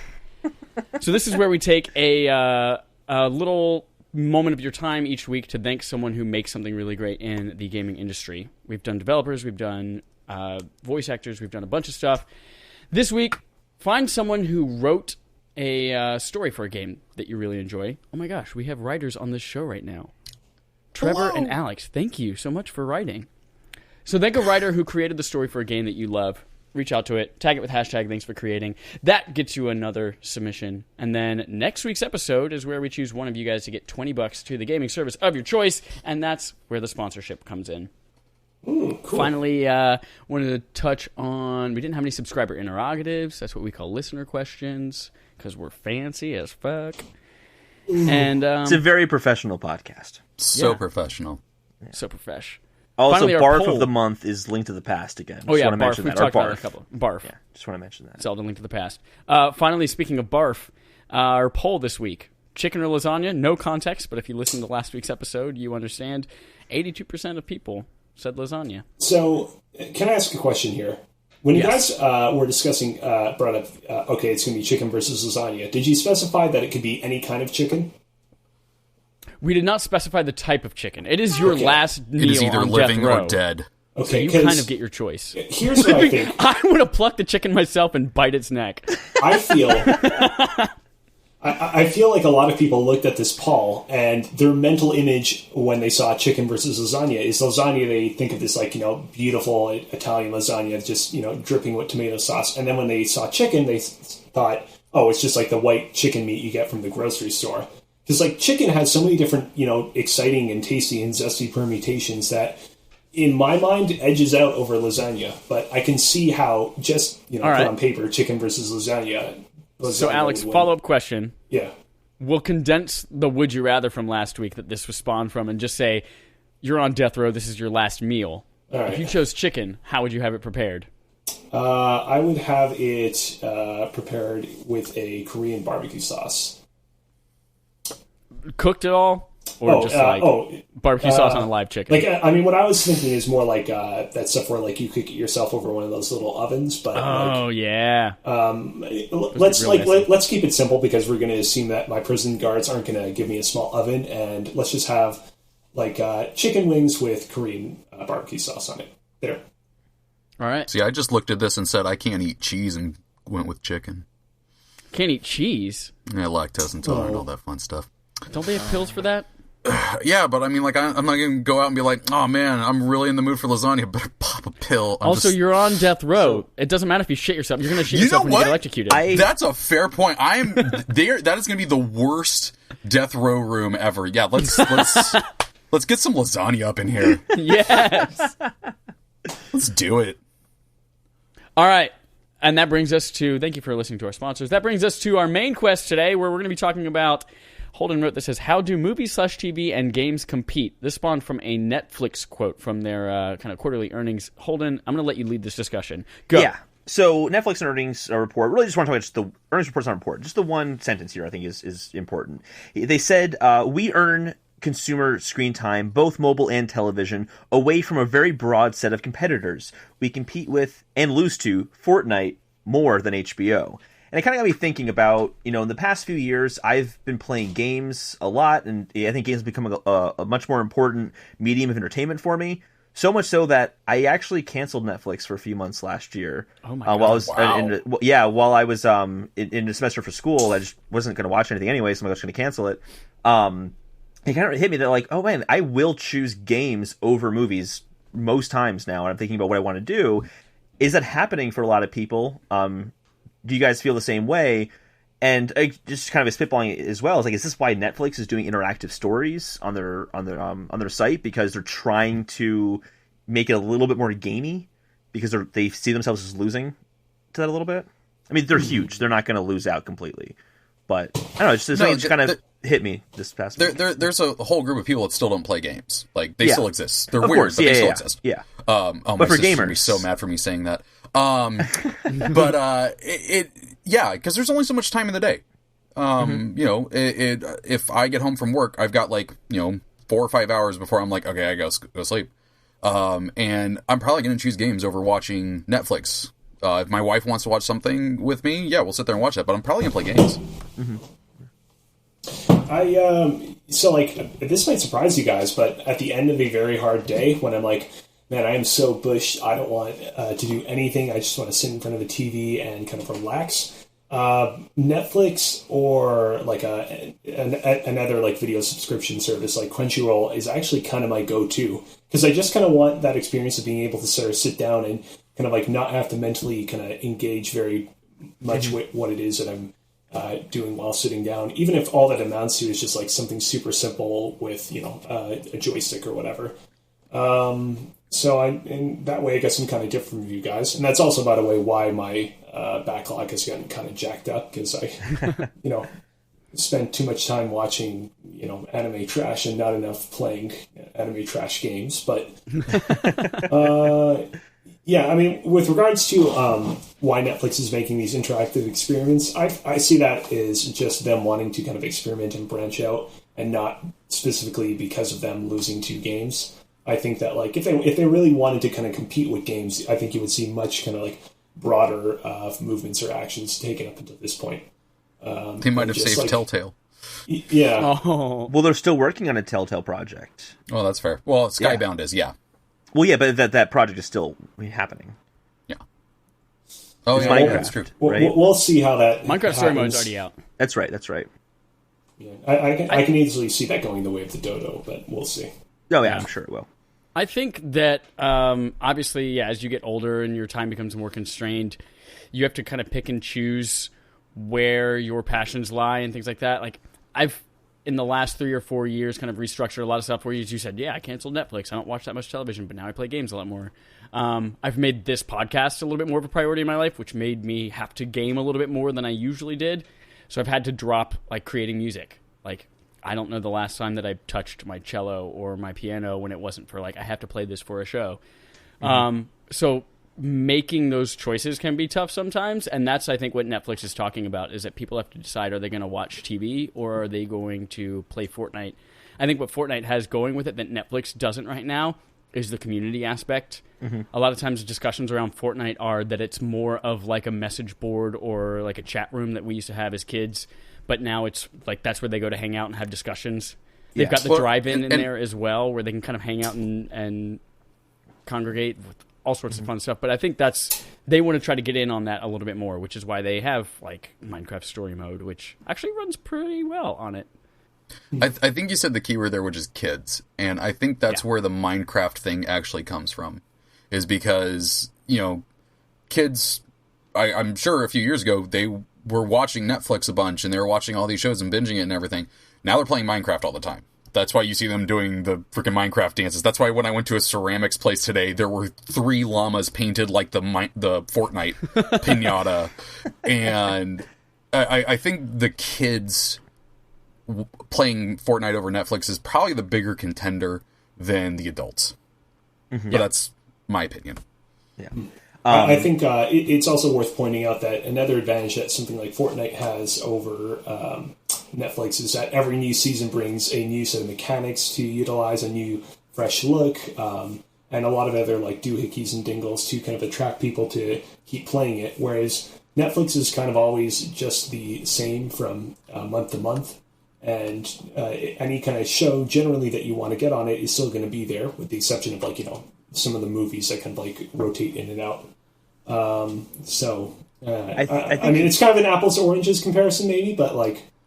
No, I think there's actually you can make a better, a greater comparison there, in the sense that I think you hit it on the head there with Fortnite changes, and I was kind of thinking about that. Like Fortnite changes, there's new things that are happening season to season. TV shows weekly is a water cooler moment thing where, did you see that episode last night, yada yada. Netflix doesn't do that. They do, hey, the whole season's dropping right now, which makes those water cooler moments harder, because it is really hard. Because I like to be like, when a House of Cards season comes out, I just watch the whole thing in one sitting. That's like my tradition. I just binge watch the whole thing. But most people don't do that. But with Fortnite, or not that I play Fortnite, but or even just online gaming in general, you're going to have water cooler moments where you can talk to your friends and share those experiences in a way that you can't with Netflix. So I think it's one part of it. But to be totally looking at the numbers, God, like actually, how many subscribers does Netflix have? It's 4.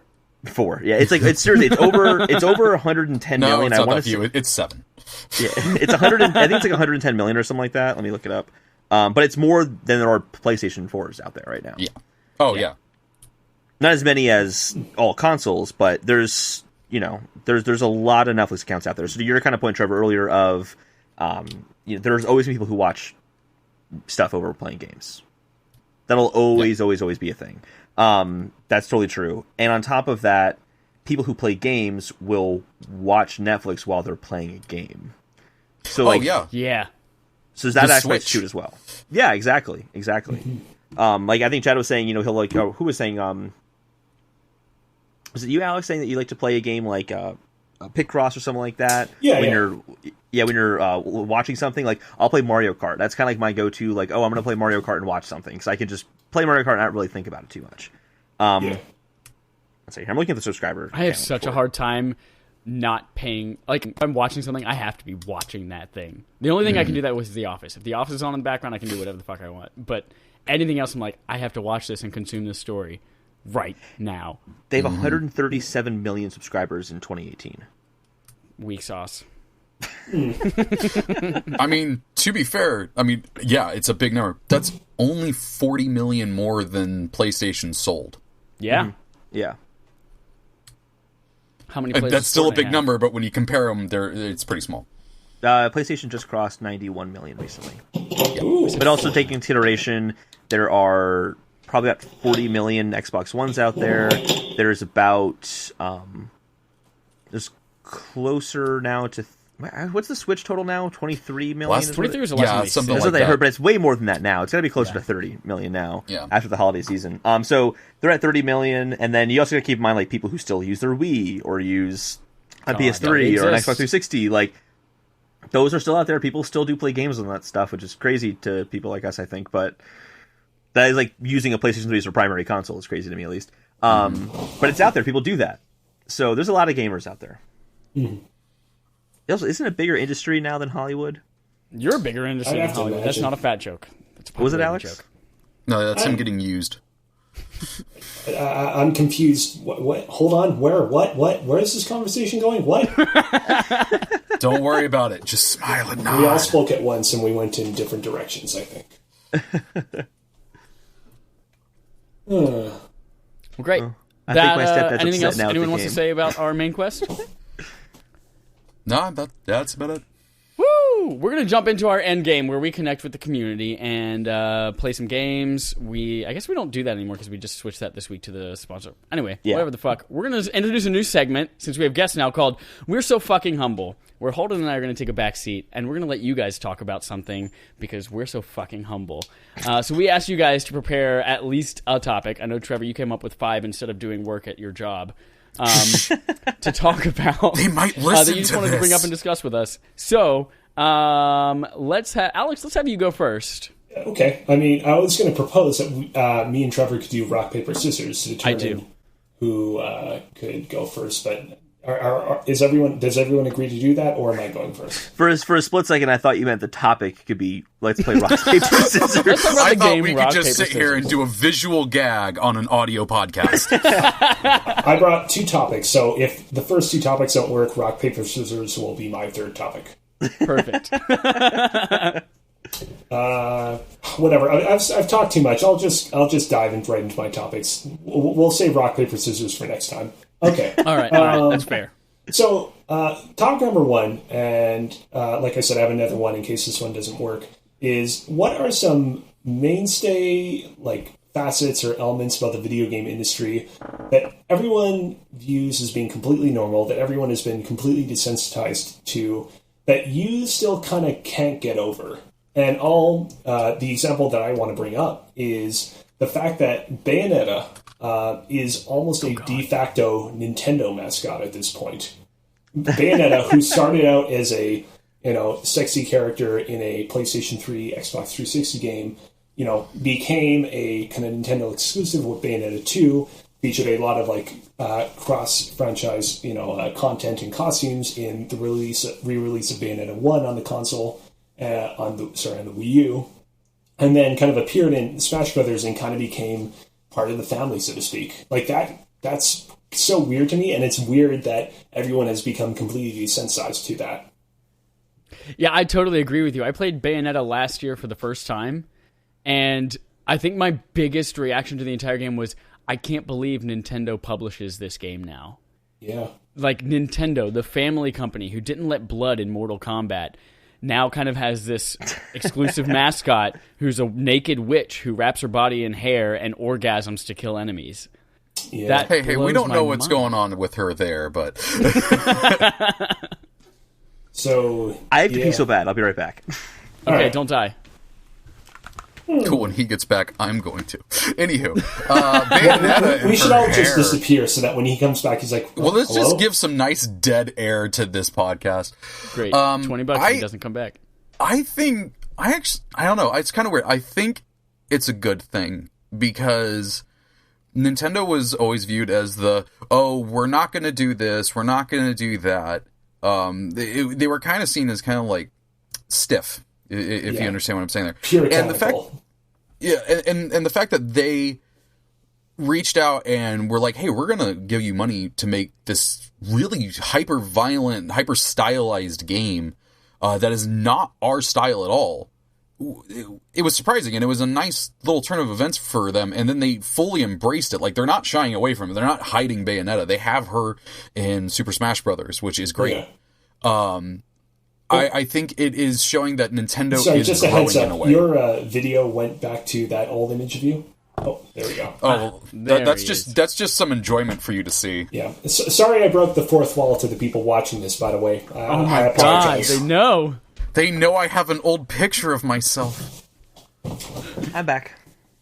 Hey. But yeah, I think it's a good thing because it shows that Nintendo is trying different things. I've been trying to rack my brain thinking of one. The only thing I can kind of think about, honestly, Mortal Kombat 11. Like the fact that with the That's reveal, also on the Switch, or it is coming to the Switch. Yeah. All right. Yeah. It is coming. I think it's like 2 weeks later than the other ones, but yeah, it's coming to Switch. That was a rumor. It is coming. Sorry, the delay is a rumor. The delay is a rumor. Yeah. Okay. Yeah. Also, I'm going to be right back. After seeing the gameplay reveals and things like that this week, part of me just be like, oh my god, some of this is just kind of disgusting to watch in a way but also people are like, yeah, fucking break his neck and rip his fucking spine out and all this, but also like, is this a bit much? What do other people who aren't gamers, what do they watch this and think about like the gaming industry and the gaming community? I don't know. That's the only thing I can kind of think of that's kind of similar to what you were mentioning, like things that maybe we're desensitized to, but are also just kind of fucking. Well, I was thinking on like the same kind of note in terms of just the perception of the game industry. So many people are, those games are just so violent. And I'm like, that's so stupid to say. It's like saying, oh my god, movies are so violent nowadays. It's like, yeah, but there's so many movies that aren't. A Dog's Way Home? No, that's a lie. All dog movies always end in death. But yeah, I have a hard time thinking something like that too. One is, I don't know why people look back at the PlayStation 1 and 64 era with nostalgia. That was one of the... That era holds up the weakest, I think, of any of the eras. In terms of going back, go back and play a game from the N64 era versus from the SNES era. The SNES game will hold up better, I think. So I have a question. Did you get the PlayStation Classic when it came out? No, hell no. Okay. No. I had a pre-order and I canceled it. Because I was curious if, like, either of you, like, you bought the PlayStation Classic, you played it, and you were like, man, all this selection of games sucks, you know? No, that's kind of what spurred what you're saying right now. The selection of games did make me cancel it, basically, yeah. But it's like, if I, like, for example, if I go back and I play Super Mario 64, this is a really unpopular opinion. If I go back and play Super Mario 64, it's a good game. There's nothing wrong with it. But sure. It doesn't feel as robust, comparatively, I think, as like Super Mario World does. When I play Super Mario World, I go, this is a Mario game. This is how Mario games play, how I'm used to a Mario game being. But when I go and I play Super Mario 64, I think, oh, this is where it started and got better every generation afterwards. Or I don't have that same feeling about SNES and as much. Okay. I mean, in my experience, most of the Nintendo 64 and PlayStation 1 games I played, like, sure, like, control-wise, they typically almost always age poorly, but I always find elements of them that I feel allow them to kind of stand the test for time. I actually only played the original Metal Gear Solid, like, 2 years ago, and, you know, obviously that game, you know, hardly compares to playing Metal Gear Solid 5 on the PlayStation 4, but there are, like, you know, interesting story directions in the way that game kind of like progresses, interesting design decisions, like just lots of things about that experience that make that game truly kind of unique that I feel allows it to kind of remain kind of evergreen, even as Sure, the trees around it. I guess I'd counter with like an example of Super Mario 64, where that's a much more iterative franchise, but I just, for the life of me, cannot understand why people love playing Super Mario 64 over the more recent ones. Oh man, I came back at a weird time. I think a lot of it has to do with, as you mentioned, nostalgia. And Yeah. you joined the gaming industry at the GameCube era. And No, N64 was my first. Remember, N64 was my first console, but I didn't play it too much. So that was my first exposure to games. Yeah. Mm-hmm. But your first Mario game was Sunshine, wasn't it? First Mario game was Sunshine, yes, but I did play through Mario 64 on the DS, which is probably one of the worst ways you could play it. Might be one of the reasons for you there. Yeah. So I think that's part of it. No, It's but like, even Ocarina of Time. Ocarina of Time's a great game. I think it's one of the weaker 3D Zelda games if you look at all of them comparatively. And that's another unpopular opinion as well. I love Ocarina of Time and Majora's Mask. I have the unpopular opinion that I like Majora's Mask more, but I will admit, you can't go back and play those if you've never played them before. Trevor? Yeah. Trevor, you're dying, man. Yeah, I can't hear you. I'm dying. Well, the audio on the podcast will sound great. We just can't hear you. Yeah. Yeah. But you were saying something like you really enjoy Majora's Mask and something like that? Yeah, I really enjoyed Majora's Mask and Ocarina of Time, but you can't go back and play them now. Okay. Well, like you can, but it's all subjective though. This is what I mean subjective. is like it's hard to tell someone who's never played a Zelda game to go play those first. Yeah, exactly. Yeah. Exactly. And I know this would be cringe for other people to hear, but like I'd point them to like a Wind Waker or Twilight Princess first, even though I know those aren't like Twilight Princess is not the best one, but I'd probably say, hey, start here. Yeah. Start with that long ass tutorial in the beginning. Oh man, start with Wind Waker. That's the better of the two. All those teleport missions. The PlayStation 1 N64 era video games is kind of to movies what like early 2000 CG were. Like it was like kind of this weird hump where for a few years it felt like everything kind of went backwards a bit as people kind of like this new technology was introduced and developers slowly had to figure out how to make it work well. That's a brilliant comparison, I think. Seriously, because you were pointing out like Metal Gear, that was a really good game that holds up, really, really well. And there's of course going to be examples like that. Like I think one of the movies that holds up shockingly well is Jurassic Park from 1993. Oh, that movie, what a good fucking film! It's so good, but also just it still looks good. It still looks good to this day because they combined animatronics and CG. But like movies that came out around 1993 don't hold up nearly as well if they use CG to that extent. They just don't. They just don't. And I think that's kind of, for me, I think you hit the nail on the head there. There are outlier experiences, of course, but I think that as a whole, if you go back and look at the category, or the library of the catalog of games available, I think that era doesn't hold up as well as people like to say it does. I don't know. But that, again, that's just my subjective opinion, so. But what do you say about like telling someone to go back and play like an SNES game? That's what I'm saying. I think that holds up better. Oh yeah. Okay. Yeah. Like SNES games are like movies just before they brought in that CG to go to jump off further off of that. No, that's why it's a really good comparison because when you're switching over to 3D, they had to figure out so much stuff. How do games work in 3D? I mean, look at some 3D platformers before Super Mario 64, and they're not great. They're really bad.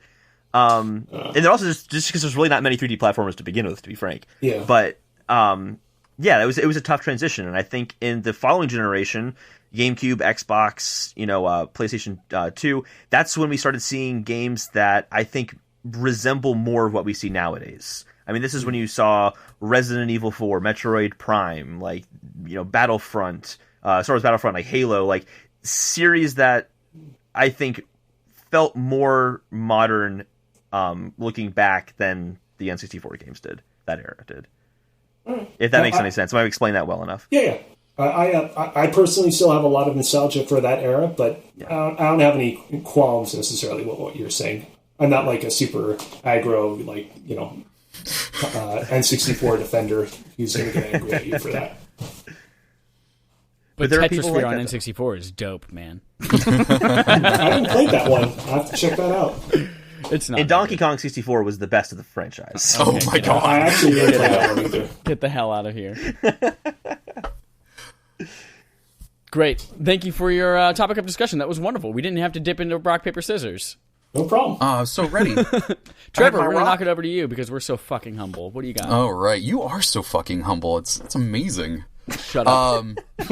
So my topic is, I actually kind of stole this from a Twitter post that I saw a while ago. They had the question was, what is a controversial positive movie opinion you have? And I thought, I have a great one. What would be a good controversial positive video game opinion?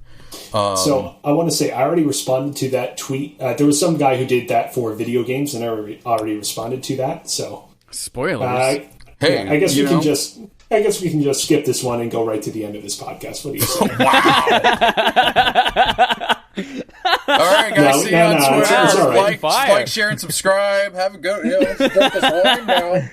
No, it's all right. I didn't explain what I said in that tweet anyway, so I'll have stuff. Well, see, I was going to tweet out that question, but then I realized nobody looks at my crap. They don't care. Oh, come on. So, Trevor, do you have an example? Yeah. I really love Dragon Age 2.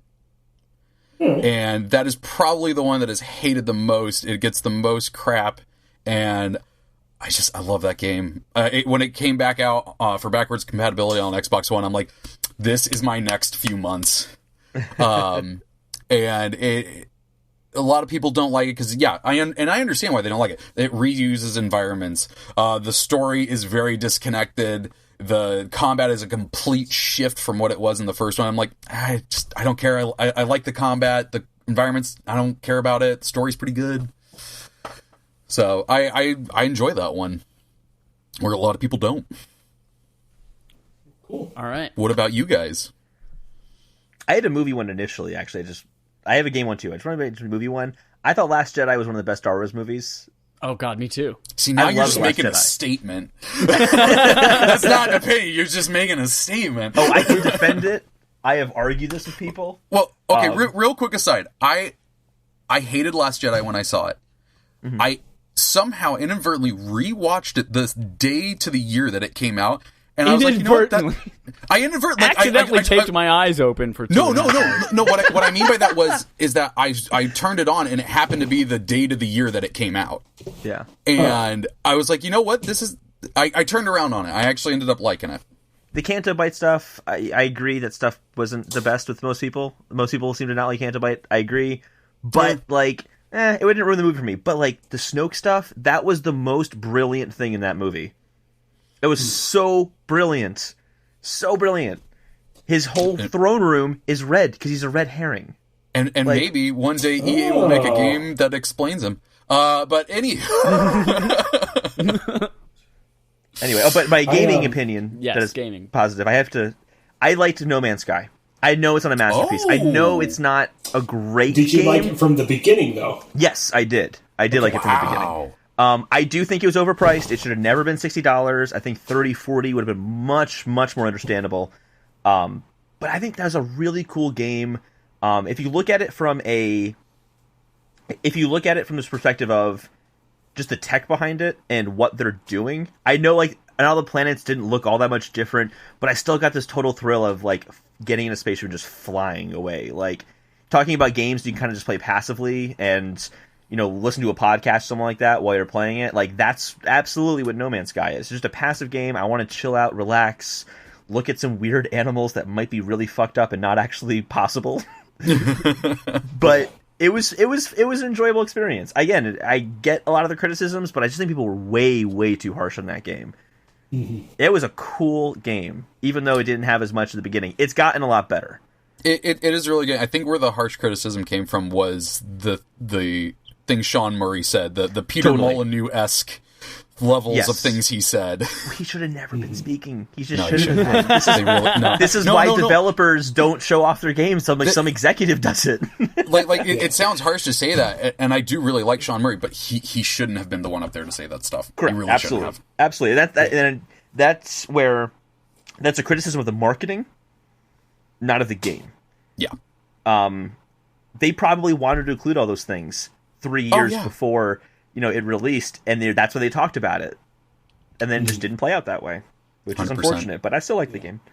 Yeah. On the flip side, I do kind of have to commend them for, I think, kind of hunkering down and not kind of speaking too much when they were working on fixing the game. I think that they could have easily chatted up a storm and be like, "No, our game's better. We think our game's better than it actually is." And we're just gonna sit down and focus on making this into the experience that people want to play. Yeah, and I do have to respect that. I feel totally. That's not typically the way that people respond to in this social media heavy age when they're kind of confronted with criticism. That, and also they could have just dropped it and not made the DLC. Yeah, that's true. That's true. They could have just said, "Hey, people don't like this. We'll work on something else." But no, they kept with it. The way that they kind of followed up with that game and continually just kept improving and making it something that people actually did want to come back to is super commendable. Mm-hmm. Yeah, but while also not changing what the game is. Yeah, it's still the same game, really. They just gave you more stuff to do. That's all. They gave you more stuff to make. Yeah. So very commendable, absolutely. Yeah. I've got one. All right. We've kind of mentioned this on the show a few months ago. I think PlayStation Now is a wonderful service, and I think it runs really, really well. That is an opinion. So I got a quick PlayStation Now story. Go for it. A couple of years ago, this was actually on Kind of Funny's forums. Basically, the forums were hosting a PlayStation trophy war where you try to earn as many trophies as you can in a month. And I'm like, I need to get access to as many games as possible, and I don't want to spend a whole lot of money. I'll just use PlayStation Now to play some old, easy games. And I remember the games I played were Barbie and Her Sisters Puppy Rescue, which was boring but easy platinum. And I played Alone in the Dark Inferno, which is we all, when we play games that we don't like, we all like to be hyperbolic. We like to say this game is trash, this game is the worst game ever, this game is terrible. That game is like a pile of trash. Just don't ever that game is like seriously one of the most broken pieces of shit I've ever played. So and I played it for 4 hours. I got locked into some sort of park, and then I'm like, I'm done. And so that was that. Other than that, though, I noticed I did experience some latency issues when I was playing PlayStation Now. It wasn't a perfect service for me. I didn't hate it. I wasn't of the camp of people that were like, PlayStation Now sucks. It did its purpose well for what I needed it to do, and that was that. How long ago did you do that? Wait, sorry? How long ago did you do that? That was in, it would have been, I'd say, early 2016, I'd like to say. Okay. I was wondering, how far away it was, because I know that they're always working on their latency issues, so. Mm-hmm. Chad, you've used it pretty recently.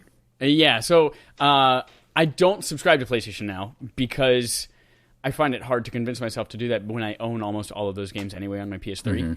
Mm-hmm. But I was a beta tester for the service when it was on PS3 and PS Vita, and at the time, it was only a handful of really awful games. Pacific Rim.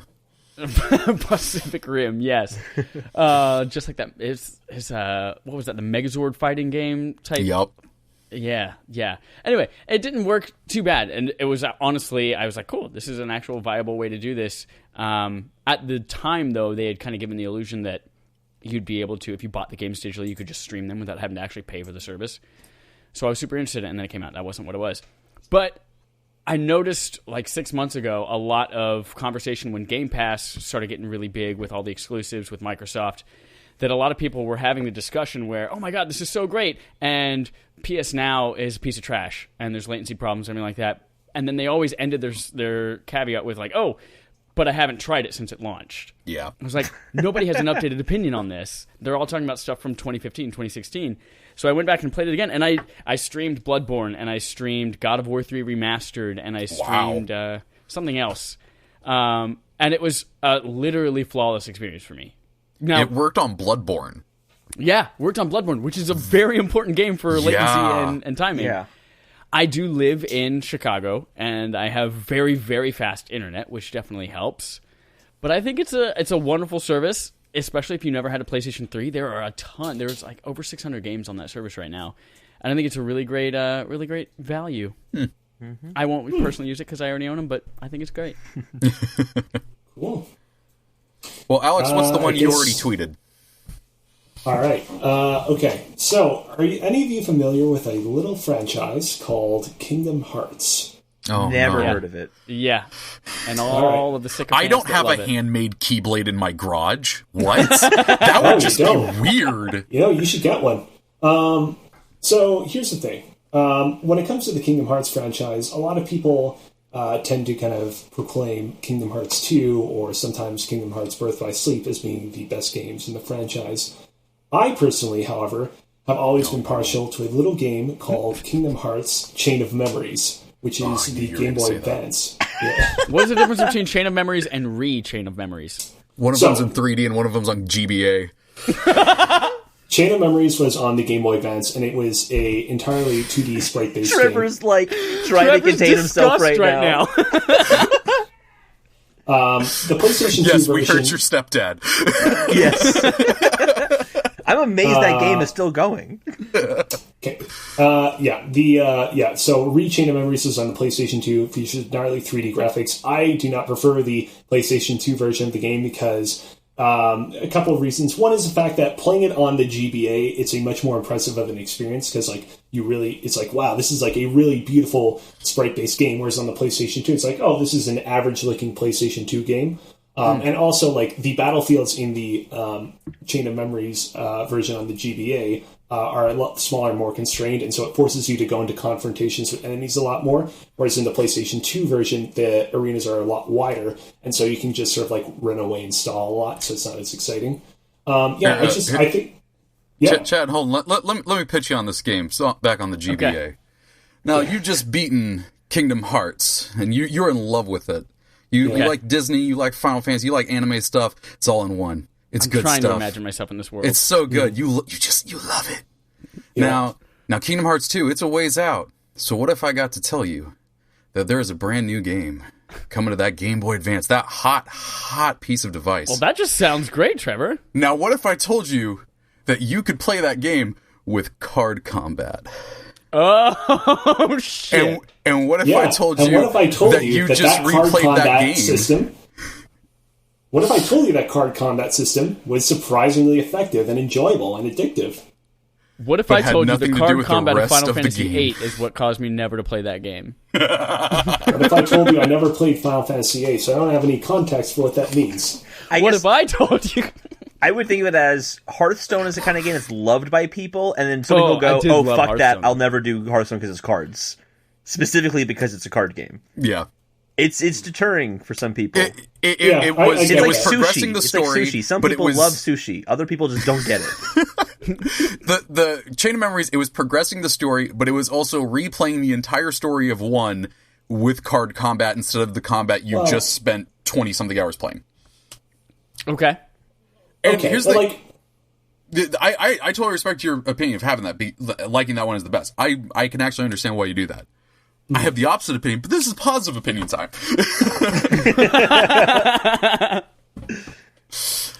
Now I'm gonna challenge you guys. no, wait, hold on. Can I just put in two more good points for Yes. Chain of Oh, Memories? yeah. Okay. Please do. Okay. One thing I want to point out with regards to the story, it's true that Kingdom Hearts Chain of Memories story does retread a lot of ground from Kingdom Hearts 1. However, it has a lot of original new content in it, dealing with, Riku's personal character growth from just this asshole antagonist to kind of like this more kind of like complicated anti-hero. And it also introduces Organization 13 and various other aspects that are expounded more in Kingdom Hearts 2. As a whole, I appreciate Chain of Memories story for being, I feel, a good happy medium between the kind of like simplicity of Kingdom Hearts 1 and the kind of complexity and kind of like confusingness of Kingdom Hearts 2. I feel like it straddles this very kind of like careful line where it's a deeper story, but it's not kind of confounding in the way that I think some players found Kingdom Hearts 2 to be at times. I agree with you on that. Like the Riku parts and the Organization 13 parts, you're 100% right. Those are great. Those are fantastic. Yeah. And I mean, to what I was saying earlier when I was comparing like the PlayStation 2 version of the game to the Game Boy Advance version of the game, like Kingdom Hearts Chain of Memories really kind of blew me away when I played it for the first time, and it starts out with like a PlayStation 2 cutscene, and I'm like, oh crap, like that's really impressive. And then it this is on segues game into the card. game. Yeah, and it's sprite-based graphics, but like I said earlier, it looks very good. And yeah, to what you were saying earlier, I can totally see why card combat is divisive. I can totally understand wanting a more traditional, action RPG. But I feel like the card-based combat, it does a good job of kind of like mixing the kind of like sort of turn-based kind of nature of more traditional role-playing games like older Final Fantasy games and the kind of like more real-time battleness of Kingdom Hearts 1 in a way that I felt was more easily digestible than other attempts I've played, than other games I've played that have tried similar things. So that's that. I have a challenge for you guys.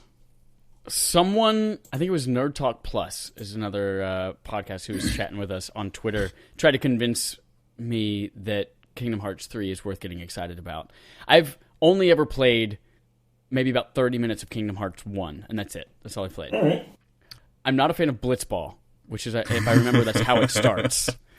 Well, that's Final Fantasy X. Yeah, that was my least favorite part of Final Fantasy X. Not a fan of Blitzball, and in general, the idea of like Winnie the Pooh is a huge turnoff for me because I feel like it makes it a baby game. I mean, he's entirely optional in the game. You don't have to visit his world at all. In Kingdom Hearts 1, that, right? yes. So part of this challenge is trying to convince me that it's not a baby game for babies and that it's worth playing for me. Okay. I'm going to leave that to Alex. What, really? All right, well... Here's the thing. I love Kingdom Hearts. But the thing is, though, is that I've been playing Kingdom Hearts since I was 14. And unless you can go back in time and play that when you're 14, I don't feel like you're going to have the love for it that a lot of people do. And so kind of like Ray Holden hates Mario 64. I didn't hate it. I didn't hate it. I mean, he the things he said about it, it's kind of hurtful. But no, it's a fine RPG, but it's weird. It's really weird. Yeah, I mean, to be honest, like when I think about things about the Kingdom Hearts series that I really enjoy, it's things that I think specifically will probably turn you off, Chad. Like, I appreciate the fact that Kingdom Hearts is a story that has been going on for 17 years, and it is like one continuous ongoing story with no with no games being like, hey, this is a reboot. It's just the same story that's been each subsequent entry has been building up on small little minutiae that each past game has introduced, and it's never at any point been like, hey, we're going to slow down. Hey, we're going to accommodate for kind of new people. It's never done that, and I love it for that because there's no other game series like that. But I'd imagine that that's like probably your worst nightmare hearing that, Chad. Not necessarily the worst nightmare. I enjoy a good Game of Thrones 8 season arc. Sure. Yeah. I mean, if you want to know, just have be able to talk about the game, you can play the game. You can just sit there and beat the crap out of stuff with a big giant key and big goofy shoes. But as far as what's going on in the story, you could just zone out during a cutscene because it's all going to be gibberish to you. I mean, I've played almost all the games. It's almost all gibberish to me. That's really reassuring to hear, actually. I know, I played right? Birth by I'm Sleep. really selling this. I played Birth by Sleep, and I couldn't tell you anything about the story of that game. Oh, no. Oh, I can.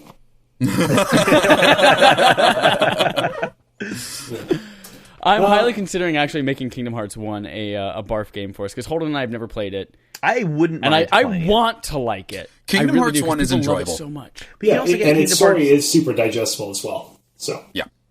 Yeah. All right, Holden, that's going to come sometime this year. But I have to pee like a fucking racehorse, and we've got one more segment, so we're I going have power to pee through. so bad again, too. You already peed this episode. I know. Oh, okay. All I right, had guys, one so we're gonna- whiskey over the 2 hours. That's not enough to make me have to pee a lot. So we're going to wrap up. Thank you so much for, by the way, for both of you for participating in We Are So Fucking Humble. oh, Thank you for having Our Game on Game show, where we play a game on our game show called Game On our gaming show for video game and games. Most often it is video game Would You Rather, and this is no exception. So we're going to go through 5 different scenarios, and we're just going to discuss which is the better of the two. Sometimes they get real weird. Most of the time they get real weird. They always get very weird. Always get very weird. We're going to start with a nice... Dad knows how to make me uncomfortable. This one I don't think was... No, this one's actually pretty tame. I say that every time. But here we go. Real easy one. You say it's tame, and then you like made me choose between Louis C.K. or Bill Cosby. It was a Telltale game about Bill Cosby's life, or a Quantic Dream game about Louis C.K.'s life. Oh dear. But that was last week. That was Trevor's looks so shocked. I gotta process that. Oh, I know. That I was was totally last on the spot, and it was like, oh my god, I could like not be president one day because of this podcast. I don't understand. Are there any decisions to be made in that game? No, it's mostly whatever you decide, you end up as a terrible person no matter what. oh my god. All right. But this week, starting out real easy, you get 1 hour to be transformed either Sonic or Tails. Which do you choose? Tails, easy. Tails. Why? I had very limited experience with Sonic games, but every time I played, whenever it was Tails, I'm like, this game is way more enjoyable now. Being Sonic sucks. Being Tails is way more fun. Not in Sonic the Hedgehog. In real life, you are Sonic or Tails. Oh, then I'm still going to be Tails because I can fly up somewhere. Okay. I want to fly. So just swing my tail really fast to fly. I'm gonna go with Sonic. I'm a heavy guy. I've always wanted to know how it feels to run. But Tails can run too. Not as fast. Gotta go fast. Still really fast though. Yeah, I'm going to be Tails as well. I'd like to experience how to fly, and plus, I mean, we know that something bad is brewing with that Sonic movie, with its regards to Sonic. Yeah. But we don't know if Tails is cursed as well. Tails could not be in the movie at all, so he could be totally safe. That's true. I think I'm going to go with Sonic because you have an hour. This is the wrong choice. That was the wrong answer. I'm not going to be able to decide what to do, so instead I'm just going to do my normal daily shit.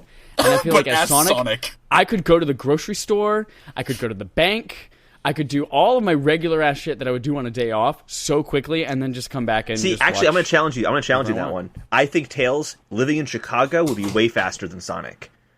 You think so? Absolutely. Avoiding all those people, you just fly up over them. Or you could go fast and get through them. I don't know. So you're many putting a people good in the idea in cars. my head for what the movie could be of just Sonic going and doing day-to-day crap. You know what? It's just like Seinfeld episodes with Sonic in it, and it doesn't make any sense. Yeah. Oh my god! You have George voicing Tails. You know what though? But you guys brought up a very important point, which is that one form is more advantageous than the other depending on where you live. If you live in a very large, sprawled out city that doesn't have like a lot of like verticality to it, there aren't a lot of skyscrapers. It's just very spread out. Sonic is probably more important. If you're living in a city like Tokyo, where there's a lot of high rises and you have like multiple layers of the city with multiple stuff going on in it, Tails is more important. And so, yeah. Also, if you live in a rural area and you're flying like Tails, you probably are going to get shot down. That's true. No, that's a good point. Yeah. That's true. If you're in the South, you're an alien. They're going to kill you. All right, that was the first question. Number 2, we'll say, these are all not bad. So, would you rather have a neck the size of Marcus Phoenix's neck from Gears of War, or a torso the size of Waluigi's torso? Well, I'm a big guy. I'm a fatter guy. I'd rather be thin like Waluigi than have a giant neck. But his torso is literally the size of his head. I'd rather be thin than huge. Imagine how little you could eat. How often you would have to pee. Well, I have to pee really bad already. Yeah, he's already got that. I already got that. Yeah, I already know what it's like. I'm fine with it. I'm a man. I can hold my pee. Question. I got to ask an amendment. If I get Marcus Phoenix's neck, do I get John DiMaggio's voice? Yes. All right, done. Yes, because the vocal cords are in part of the neck. 100%. I'll go with the fat neck. Let's do it. Yeah, I cheated a little bit, and I looked up a picture of Marcus Phoenix just to make sure that I know what I'm walking into, and I would do that as well. That seems perfectly reasonable to me. Not to mention, when you're wearing a shirt, it gives the illusion that you're jacked under that shirt because your neck is fucking huge. Yeah, exactly. There you go. But it could be even more disappointing when I take my jacket off. I'm happy. Fuck you guys. All right. Next up, Your left hand starts to transform and grants you a Bioshock plasmid. Would you rather have Sonic Boom, I'll read you the description from the game, creates a powerful burst of air in front of the user, knocking back any enemy or object caught in the blast? Or Target Dummy, spawns a hologram that distracts any enemy, allowing the user to escape? Oh, Target Dummy. Why? Because we work retail, and that'd be great. God, that would be wonderful. You're right. Yeah, like, can you help me, sir? Sir, oh, this is a dummy. He's not real. I'm on break. Like, I'm downstairs. I'm gonna go with the Target Dummy too. I work in an office. I'd still do the same thing. Oh, Trevor's still at his desk. That's good. And you're just like the bar down the street, just doing whatever. Yeah, I went into this thinking Sonic Boom. I could just be like, oh man, it would be so easy to dust my apartment. But no, it wouldn't. Or you can no, it wouldn't. Because what's going to happen is the dust is going to be gone, but so is everything in your room. It's all going to be thrown about. You've looked at them in a practical day. You're not like, I'm going to go fight crime. You're like, the house could really use some dusting. With all the snow on the ground right now in Chicago, imagine how popular I'd be if I could just, instead of having to shovel snow, I could just blow it out. I live in San Diego. I have no reference to this. I'm just picturing, though, like, there's a really icy patch. It's harder to get out. So they're just blasting that one patch, like, over and over again, just to, get it to go away. Yeah, I don't know. Both of these powers seem very kind of situationally useful in real life. I guess I'm just going to have to go with the dummy one as well. I can see a few scenarios where that might be useful. All right.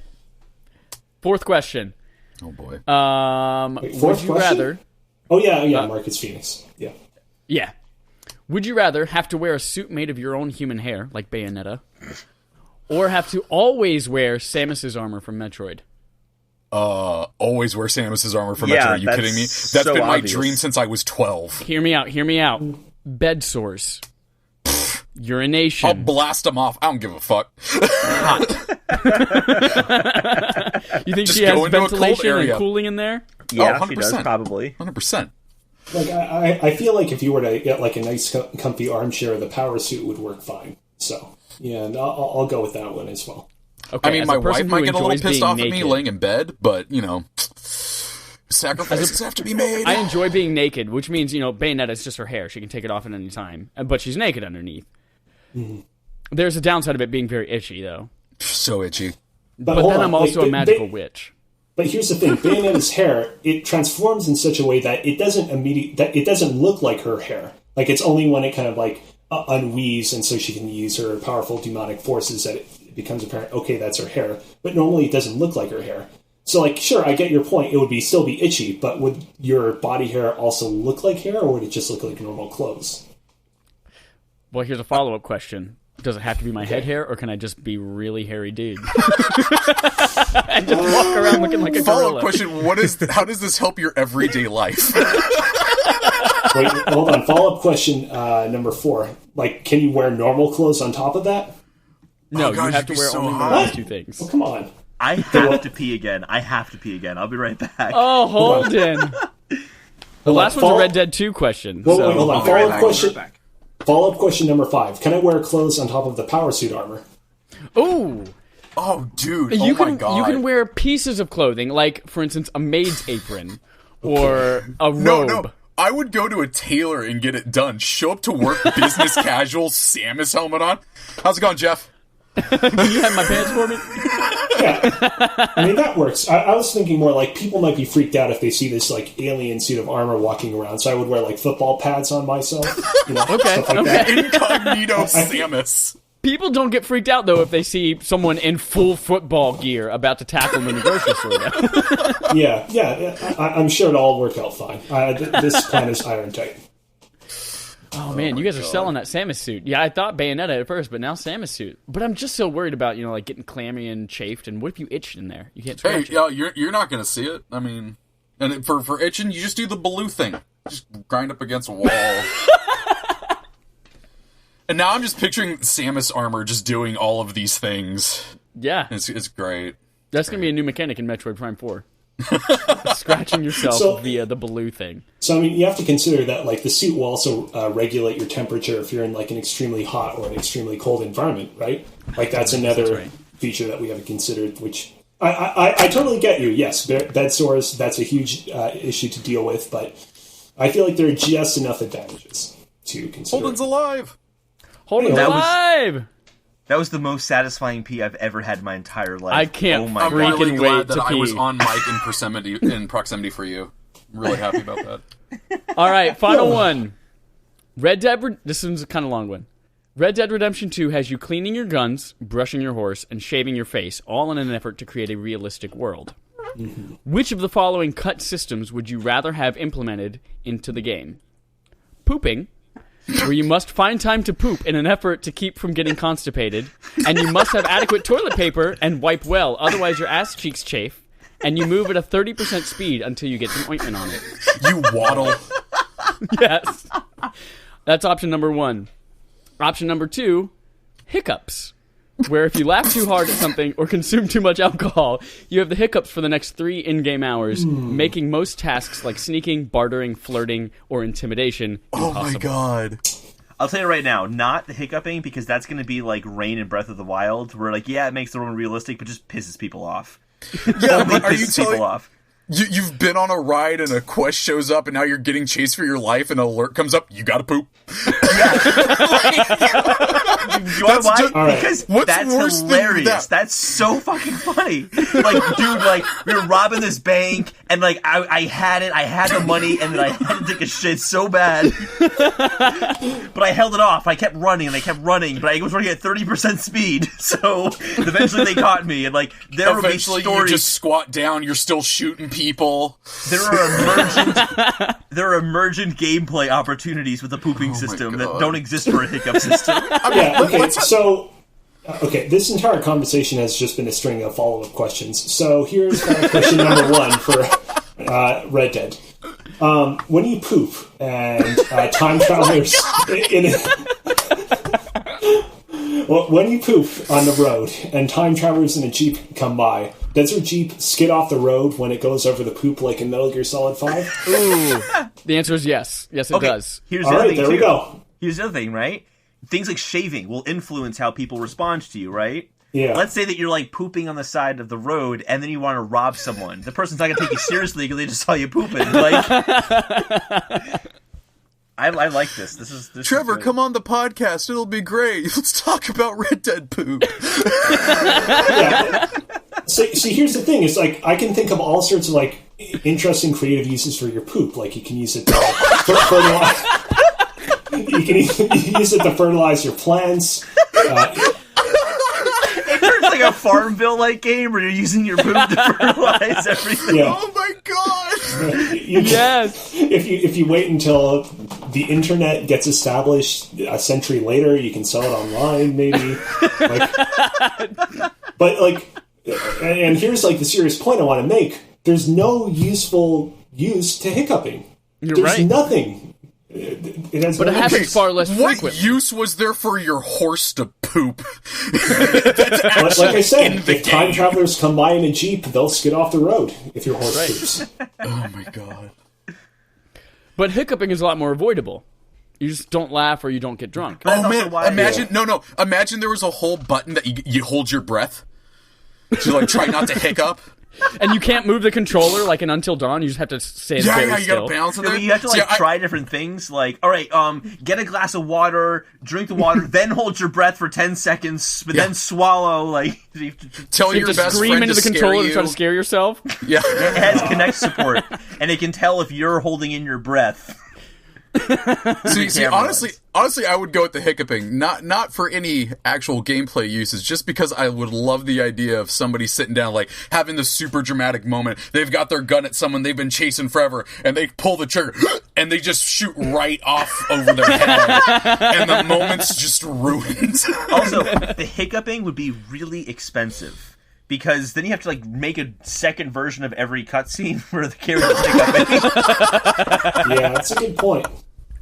And also, it would mean like, hey, here's a really important scene where Arthur's going to talk to this child about their like abusive dad or something like that. And the whole time Arthur's like, "Well, son, you really need to." And just the importantness of the scene, the poignancy is just gone because it's Arthur Morgan's hiccuping. Where he doesn't have to poop on screen. You don't have to do that. That's gameplay. It does like The Sims. It just blurs it out.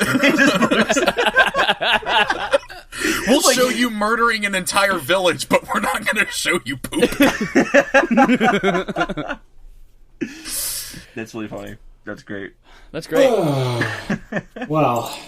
That was entertaining, to say the least. That brings us to the end of our Game on Game show and the end of our episode for tonight. Thank you so much. Yeah. I just want to say before we conclude, I believe that today is the 20th anniversary of the Super Smash Bros. Series. Oh, very fun. No way! Oh, God, stop saying big numbers. Just before the show started, I was like going through Twitter, and Masahiro Sakurai had something about that. It was like, yeah, it's the 20th anniversary. And I'm like, oh, cool. I'm the oldest person that's ever lived.